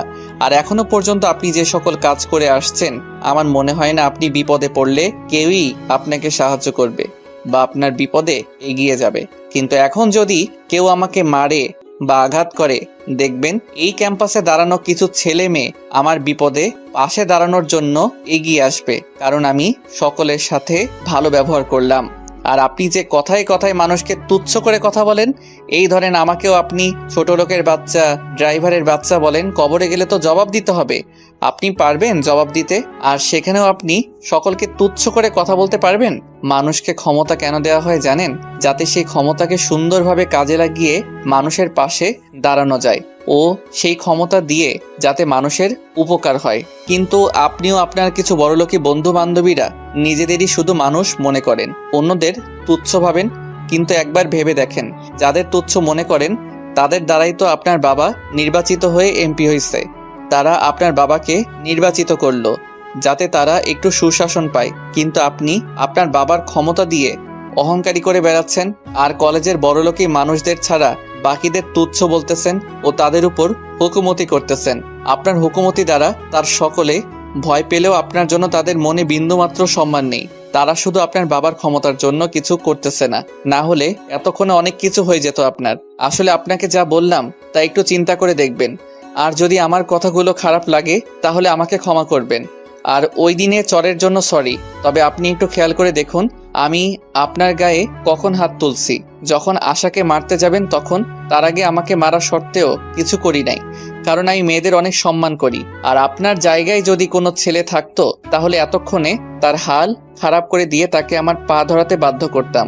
চলি, ক্লাসের টাইম হয়ে গেছে। সরি আপনার টাইম ওয়েস্ট করার জন্য। আর পারলে কাউকে তুচ্ছ মনে না করে সকলের সাথে বন্ধুত্ব স্বরূপ আচরণ করতে শিখুন। দেখবেন বাবার ক্ষমতার প্রয়োজন হবে না, এমনি তারা আপনাকে অনেক সম্মান করবে ও ভালোবাসবে। বলেই চলে যেতে লাগলাম ক্লাসের দিকে।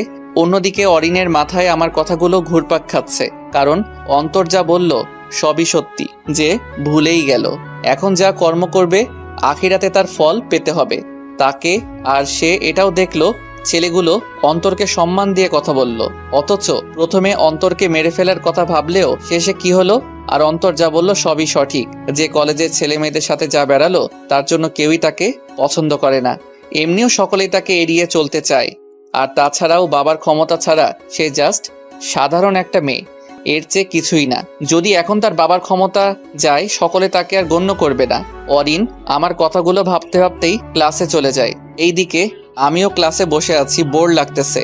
না আসলো তানভীর, না আসলো আশা। কিছুক্ষণ পরেই তানভীর আসে। কিরে তোর এত লেট কেন? আর বলিস না, বাসার থেকে ঝাড়ি খাইতে খাইতে আসলাম। টাকা নাই, আম্মুকে তেল মালিশ করতে করতে 200 টাকা বের করলো। শালা টাকা নাই, আমারে বলতে পারিস নাই? অন্তর সাহেব তো মনে হচ্ছে মালদার ব্যক্তি, তাই না? হ, বলতে পারিস। এখন কত দিব সেটা বল। তাহলে দে না 2-3 হাজার টাকা। আমিও পকেট থেকে মানিব্যাগ বের করলাম। মানিব্যাগ খুলতেই তানভীর আমার মানিব্যাগের দিকে হা করে তাকিয়ে আছে। এই শালা কি দেখিস? শালা তোর মানিব্যাগে এতগুলো হাজার টাকার নোট? এটা দেখে থ হয়ে গেলি? তাহলে আমার সত্যিটা জানলে কি করবি? আসলেই বলতো তোর সত্যিকারের পরিচয়টা। বলবো, আগে এটা ধর। মানিব্যাগ থেকে কিছু টাকা তানভীরকে দিলাম আর মানিব্যাগ ঢুকিয়ে নিলাম। এই শালা এইভাবে কুনজর দিস না। কিছুক্ষণ পরে দেখলাম অরিন ক্লাসে ঢুকলো। তাকে দেখেও না দেখার ভান করে তানভীরের সাথে কথা বলতে ব্যস্ত। অন্যদিকে অরিন ক্লাসে ঢুকে আমাকে দিকে দেখতে দেখতে তার সিটে বসে আর আমার কথাগুলো ভাবতে ভাবতে আমার দিকে বারবার তাকাচ্ছে। এইদিকে আমি তানভীরের সাথে হাসি মজা করতে ব্যস্ত। অন্তর, অরিন তোর দিকে এভাবে তাকিয়ে আছে কেন? আমি কি জানি, বাদ দে তো। মামা, এটা তো ভালো লক্ষণ, মনে হয় প্রেমে পড়ছে। তবে দোস্ত, আজ মেয়েটা এভাবে একা কেন আর চুপসে আছে কেন? আমি জানি না, তবে পাকনামি করবি তো এমন মাইট দিব না বাসায় গিয়ে লুঙ্গি মুড়িয়ে কান্না করবি। দোস্ত, এটা কোন লেভেলের ধমক ছিল? এভাবে ধমক দেয়? আমি দিই। কিছুক্ষণ পরে স্যার আসে আর আমরাও ফাইজলামি বাদ দিয়ে ক্লাসে মনোযোগ দিলাম। আমি মনোযোগ সহকারে ক্লাস করতে ব্যস্ত। ক্লাস শেষ করে বাইরে গেলাম তানভীরকে নিয়ে। মামা বল না কে তুই? আমার আর তর্স হইছে না। এত উত্তেজিত হইতেছিস কেন? শালা বললাম তো, সময় হলেই জানতে পারবি। আচ্ছা, আমি বাসায় যাব। আমিও যাব। তাহলে চলো। আমি তানভীরকে নিয়ে আমার ভাড়া বাসায় গেলাম। সেখানে ভিতরে যেতেই তানভীর আমার রুম দেখতে লাগলো। কি রে, কি দেখিস? না, ভালোভাবে রুম সাজিয়ে রাখছিস দোস্ত। আমিও তোর সাথে থাকবো চিন্তা করতেছি। কেন, আমার সাথে কি? কি মানে, এখানে থাকলে দুজনেই সেই মজা করতে পারবো। প্রয়োজনে দুজনে ভাড়া দেবো, কিন্তু আমিও থাকবো। আচ্ছা ঠিক আছে, থাকিস। এখন আমাকে কিছু রান্না করতে হবে। সো তুই দেখ ঘুরে ঘুরে। আমার রুমের মধ্যে ছোট করে একটা কিচেন আছে, সেটাতে আমি রান্না করে খাই। আমিও দুপুরের খাবার রেডি করলাম। এরপর দুজনে খেয়ে নিলাম। এরপর কিছুক্ষণ রেস্ট করে বিকালে দুজনে ঘোরাফেরা করতে গেলাম। সন্ধ্যায় তানভীরের সাথে নাস্তা করে নিলাম। এরপর তানভীরকে বিদায় দিয়ে আমিও আমার বাসায় চলে গেলাম। সেখানে গিয়ে আমিও আমার ছোট টেবিলে পড়তে বসে পড়ি। পরে খাওয়া দাওয়া করে শুয়ে পড়লাম। অন্যদিকে এখনো অরিনের মাথায় সেই কথাগুলো ঘুরপাক খাচ্ছে। মনে হচ্ছে আমার কথাগুলো অরিনের মাথায় একদম আটকে গেল। ছেলেটা সত্যি বললো, আব্বুর ক্ষমতা ছাড়া আমি কিছুই না। আর আমিও এমনটা হতে চাইনি, কিন্তু সঙ্গ দোষের জন্য এমনটা হয়ে গেলাম। আর কেন আমাকে আমার আব্বু থামালো না? আসলে এই ছেলেটা সত্যি ও সঠিক কথাগুলো বললো আমাকে। এখন দেখতে গেলে আমার সাথের গুলো ছাড়া কলেজের সকলেই আমাকে ঘৃণা করে। কয়েকজনকে হাসি খুশি করতে গিয়ে বেশিরভাগ মানুষকেই কষ্ট দিয়ে দিলাম। না, আমিও এবার ভালো হয়ে যাব। প্রয়োজন পড়লে সকল বন্ধুদের থেকে নিজেকে দূরে করে ফেলবো। আর তাছাড়াও এখন যারা আছে তারা আমাকে অনেক ব্যবহার করলো। আর ওই ছেলেটা তো আসতে না আসতেই কত মানুষের সাথেই কথা বললো, সকলে তাকে কতই না সম্মান করলো। অনেক হয়েছে, এবার আমিও সকলের মন জয় করব। আর যারা আমাকে খারাপ বানিয়ে দিল তাদের সাথে আমি আর নেই। আমিও এই ছেলের মতো সকলের সাথে হাসি খুশি ভাবে চলাফেরা করব। কয়েকজনের হাসির জন্য শত মানুষকে কষ্ট দেওয়ার কোনো মানেই হয় না। আর ছেলেটা তো আমাকে তখনই চড় মারলো যখন তার সামনে সেই মেয়েটার সাথে খারাপ ব্যবহার করলাম। আজ সেই ছেলেটা কলেজের সকলের প্রিয়, আর আমি কিনা হাতে গোনা কয়েকজনের কাছেই কেবল ভালো, তাও আমার বাবা পাওয়ারের জন্য। না হলে তো তারাও আমাকে গণ্য করতো না। অরিনও এসব নিয়ে ভাবতে ভাবতে ঘুমিয়ে যায়। সকালবেলা আমিও উঠে ফ্রেশ হয়ে চলে গেলাম কলেজে। কলেজে যেতেই লক্ষ্য করলাম আজকে কলেজের সকলেই হাসি খুশি, মানে তাদের চেহারায় এক অন্যরকম খুশি দেখতে পাচ্ছি। তাদের হাসি খুশি চেহারাটা দেখেই বেশ ভালোই লাগলো। আমিও ক্যাম্পাসে আড্ডার জায়গায় গেলাম। সেখানে বসে বসে মোবাইল বের করে টিপতে লাগলাম। কিছুক্ষণ পরে দেখলাম একটা মেয়ে আমার পাশে এসে দাঁড়ায়। আমি মোবাইলে মনোযোগ, তাই মোবাইলের দিকে তাকিয়ে আছি। এই যে মিস্টার। জি, কিছু বলবেন? হ্যাঁ, সরি। সরি মানে? আমি মেয়েটার দিকে তাকালাম। মেয়েটাকে দেখে আমি থ হয়ে গেলাম, কারণ দেখলাম মেয়েটা আর কেউ না, অরিন। আমি অরিনের দিকে হা করে তাকিয়ে আছি, কারণ অরিন আমাকে সরি বলতেছে। অথচ সেই মেয়েটাকে নাকি ভুল করুক আর নাই করুক, সরি বলায় ছাড়ে, সাথে উদুম কেলানি দেয়। আর সেই মেয়ে কিনা ভাবা যায় এগুলো। এইভাবে হা করে কি দেখেন? আর আমি সত্যি অনুতপ্ত এতদিনের কাজকর্মের জন্য। প্লিজ ক্ষমা করে দেন, আমি নিজের ভুলটুকু বুঝতে পারলাম। আসলে কাল আপনার কথাগুলো বারবার আমাকে ভাবনায় ফেলে দেয়। আমি অনেক চিন্তা করি। আসলেই তো আপনি যা বলেন সবই সত্যি। প্লিজ আমাকে আমার কাজকর্মের জন্য ক্ষমা করে দেন। আপনি শুধু আমার থেকে ক্ষমা চাইলে তো হবে না, কলেজের সকলের কাছে থেকে ক্ষমা চান। কারণ আপনি শুধু আমার সাথে খারাপ ব্যবহার করেন নাই, গোটা কলেজের সকলের সাথেও খারাপ ব্যবহার করছেন। যদি ক্ষমা চেতেই হয় তাহলে আগে তাদের কাছে গিয়ে ক্ষমা চান। ঠিক আছে, সেটাই করব। তবে এটা করলে আপনি আমাকে ক্ষমা করে দিবেন? হ্যাঁ, করতে পারি, যদি সকলে আপনাকে ক্ষমা করে দেয়। ঠিক আছে, আমি যাচ্ছি। অরিন আমার কাছে থেকে চলে গেল। তবে অরিনের ব্যবহার পরিবর্তন দেখে বেশ ভালোই লাগলো। মনে হয় তার মাথায় আমার কথাগুলোর প্রভাব পড়ছে। যাক, ভালোই, অন্তত নিজের ভুলটুকু তো বুঝতে পারলো, সেটাই যথেষ্ট। অন্যদিকে অরিন ক্যাম্পাসের দিকে চলে যায়। সকলের উদ্দেশ্যে আমার কিছু কথা আছে, একটু মনোযোগ দিয়ে শুনবেন সকলে। আমি এতদিন আপনাদের উপর অনেক হুকুমতি করছি, সাথে আপনাদের সাথে খারাপ ব্যবহার করলাম। আসলে আমি মনে করতাম এইসব করে বেশ মজা মাস্তি করে দিনকাল পার করে দিতে পারবো। আর এই সকল কাজে আমাকে উৎসাহ দেয় আমারই কিছু বন্ধু বান্ধবীগণ। তারা আমাকে এসবে পরিণতি না বুঝিয়ে বরং আমাকে এইসব করতে থেকে উৎসাহ দিতেই থাকে, আর আমিও করতেই থাকি। কিন্তু কিছুদিন আগে একটা ছেলে এই কলেজে আসে, আর সে আমাকে এই সব করতে বারণ করে। আমিও তার উপর অনেক নির্যাতন করি, কিন্তু সে এটার প্রতিবাদ করেনি। তবে সে আমাকে আমার ভুল বোঝাতে চেয়েছিল। আমি বুঝি নাই, আর গতকাল তো ছেলে পেলে নিয়ে আসলাম তাকে মারতে, কিন্তু পারলাম না। তাকে মারার জন্য ছেলে পেলে নিয়ে আসার পরে ও যে সুন্দর করে আমাকে কথাগুলো বলে, আমাকে বুঝায়, আসলে ছেলেটার কথাগুলোতে সত্যিই যুক্তি আছে। কেন এত বড়াই করে বেড়াচ্ছিলাম আমি? তারপর মাথায় চিন্তা আসলো, আসলে যা করে বেড়ালাম সবই অন্যায় ছিল। প্লিজ সকলে আমাকে ক্ষমা করে দিন, আমি সত্যি অনেক অনুতপ্ত। অরিনের কথাগুলো শুনে সেখানে থাকা অবাক হয়ে গেল। অরিনের এই পরিবর্তন দেখে সেখানে সকলে নিস্তব্ধ হয়ে গেল।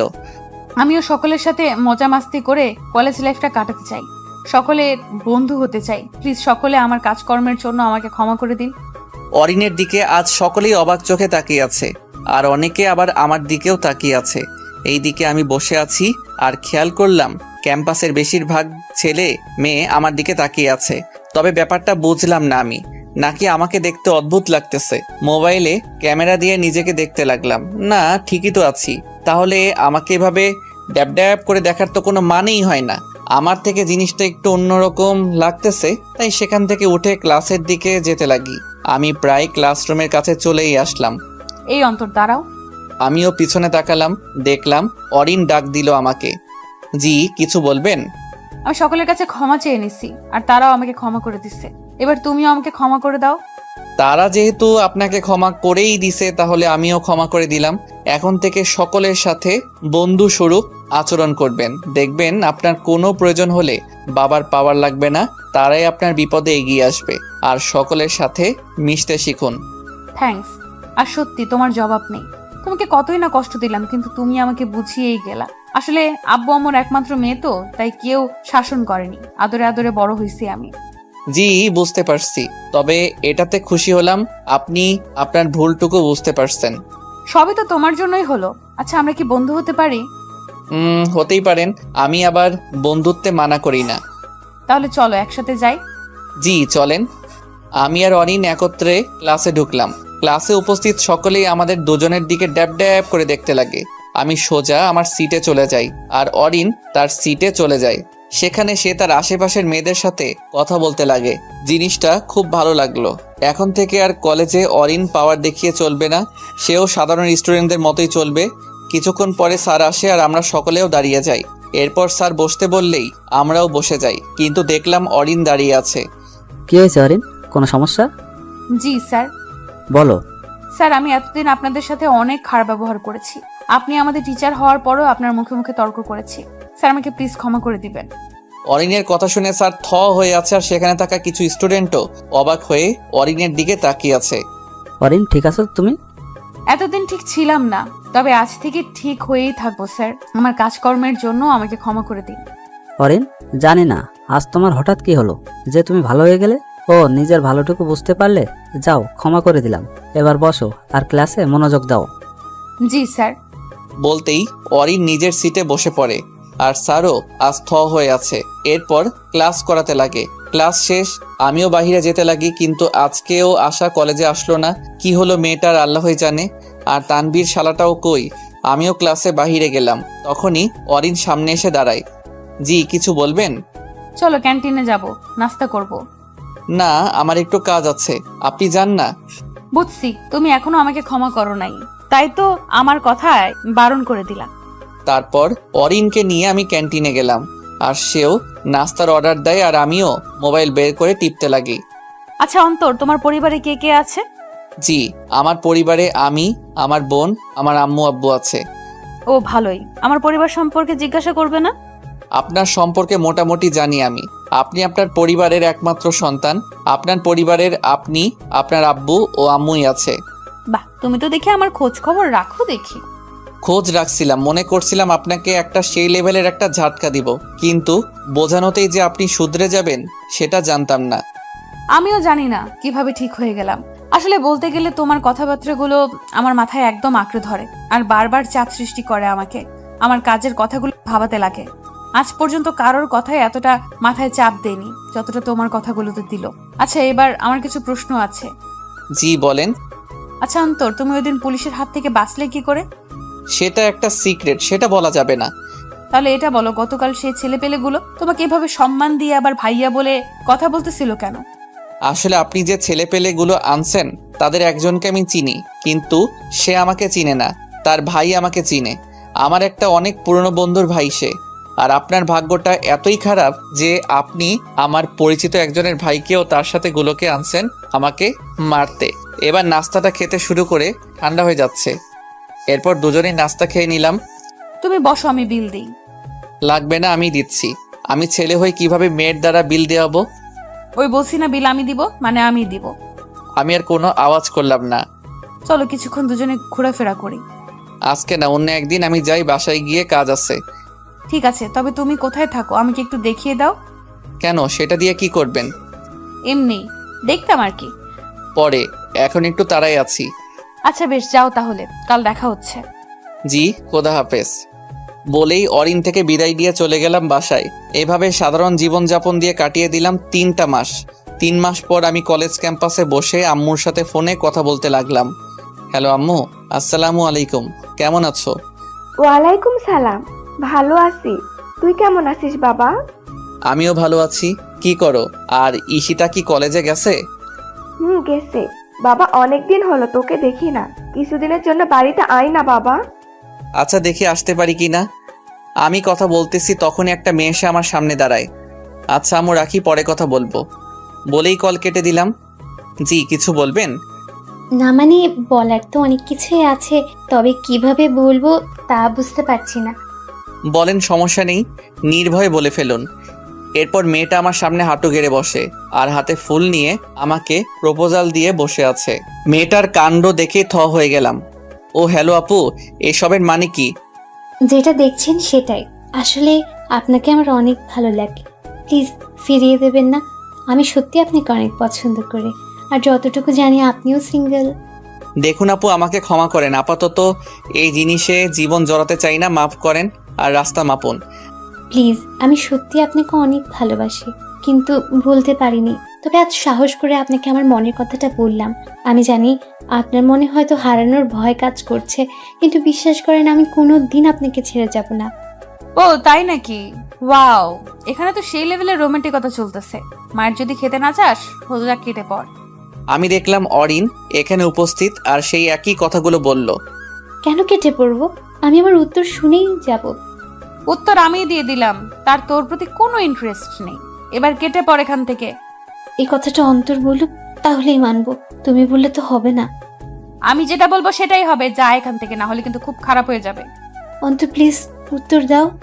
তোর উত্তরের গুষ্টিকে আমি। বলেই অরিন সেই মেয়েটার কাছে যেতে লাগে। পরিস্থিতি মোটেও ভালো লাগতেছে না, তাই আমি ও অরিনকে গিয়ে ধরে ফেলি। অন্তর ছাড়ো আমাকে। বাদ দেন, আর আপনি যান এখান থেকে, না হলে পরে যা ঘটবে আমাকে দোষারোপ করবেন না। আগে উত্তরটা দাও। তোর উত্তরের গুষ্টিরে কিলাই, দাঁড়া তুই। অরিন আমার থেকে নিজেকে ছাড়িয়ে নিতে চাচ্ছে, কিন্তু সে পারছে না। কিন্তু যেভাবে টানাটানি করতেছে, আমি আর কিছুক্ষণ মাত্রই ধরে রাখতে পারবো। তাই আমিও এবার ডাইরেক্ট অরিনকে আমার দিকে টান মেরে বুকে নিয়ে নেই আর শক্ত করে জড়িয়ে ধরি। এছাড়া আর কোনো উপায় নেই অরিনকে আটকে রাখার। অন্তর ছাড়ো আমাকে। আগে শান্ত হন। আর আপু, আমি আপনাকে বারণ করে দিলাম, আর প্লিজ চলে যান এখান থেকে, না হলে সমস্যার সম্মুখীন হবেন। আমি অরিনকে জড়িয়ে ধরা অবস্থায় বলি, মেয়েটাও সেখান থেকে চলে যায়। আর অরিন শান্ত হয়ে বুকের সাথে মাথা মিলিয়ে আছে, আর সেও আমাকে এবার জড়িয়ে ধরে। মেয়েটাকে যেতে দেখেই আমিও অরিনকে ছেড়ে দিলাম, কিন্তু সে দাঁড়ানো অবস্থায় আমাকে জড়িয়ে ধরে আছে, সাথে চোখ বন্ধ করে আছে সে। আমিও নিজেকে ছাড়িয়ে নিলাম, তবে দেখলাম অরিন একদম শান্তভাবেই দাঁড়িয়ে আছে, কোনো কথা নেই, বরং তার চেহারায় লজ্জা দেখতে পাচ্ছি, আর তার ঠোঁটে একটা মিষ্টি হাসি দেখতে পাচ্ছি আমি।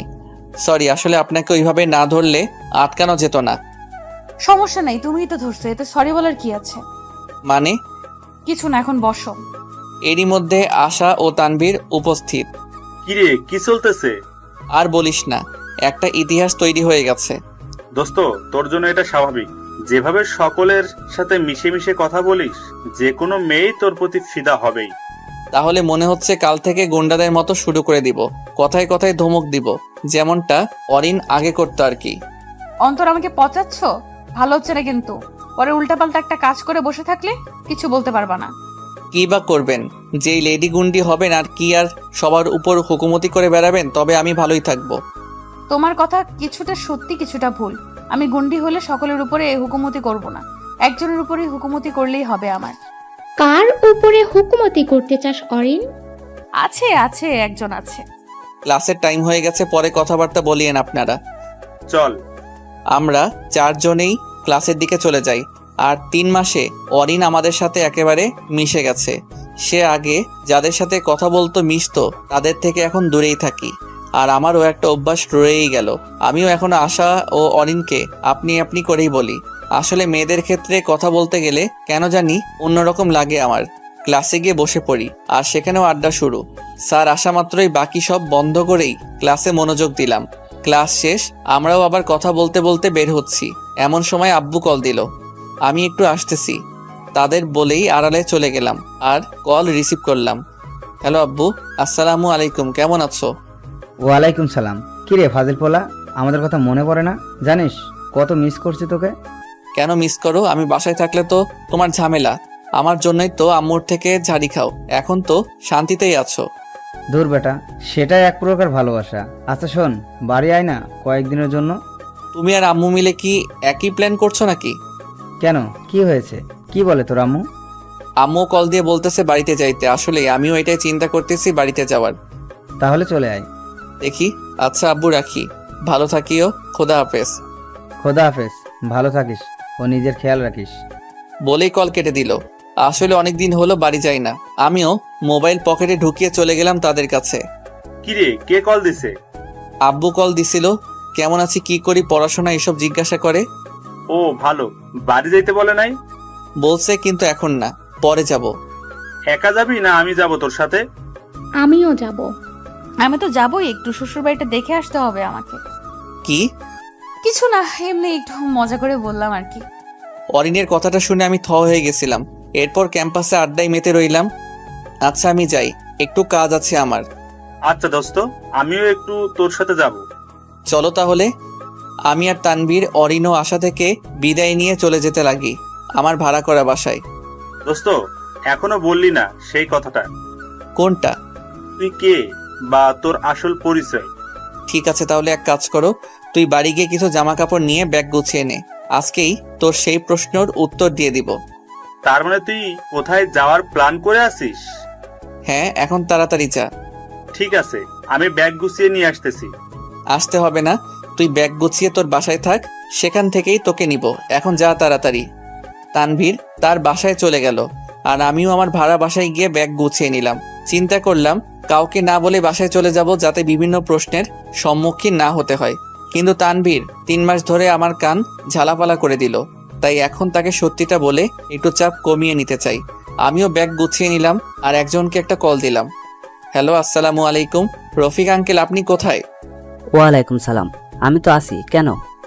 জি, আমার গাড়ি নিয়ে বর্তমানে আমি যেখানে থাকি সেখানে আসেন তো। ঠিক আছে বাবা, আমি আসতেছি। কল কেটেই আমি তানভীরকে কল দিলাম। কিরে, সব রেডি করছিস? হ্যাঁ, সব শেষ। কোথায় তুই? ওয়েট কর, আসতেছি। বলেই কল কেটে দিলাম, আর কিছুক্ষণের মধ্যে গাড়ির হর্ন শুনতে পেলাম। আমিও ব্যাগ নিয়ে গাড়ির কাছে গেলাম। বাবা, তুমি কষ্ট করতেছো কেন? আমাকে দাও, আমি রাখি। আঙ্কেল, আপনি ভালো করেই আমাকে চিনেন, আমি নিজেরটা নিজেই করি, না পারলে তবেই সাহায্য নেই। আমি ব্যাগগুলো গাড়ির মধ্যে রাখলাম। আঙ্কেল, আমাদের আগে এক জায়গায় যেতে হবে, সেখানে থেকে একজনকে নিব, তারপর বাড়িতে যাব। ঠিক আছে বাবা, তুমি বসো, আমি গাড়ি চালাই। আঙ্কেল, আপনি বসেন, আমি গাড়ি চালাই। অনেক দিন হয়েছে গাড়ি চালাই না, আজ অনেক দিন পরে নিজের গাড়িটা পেলাম। আপনি পিছনে বসে পড়েন।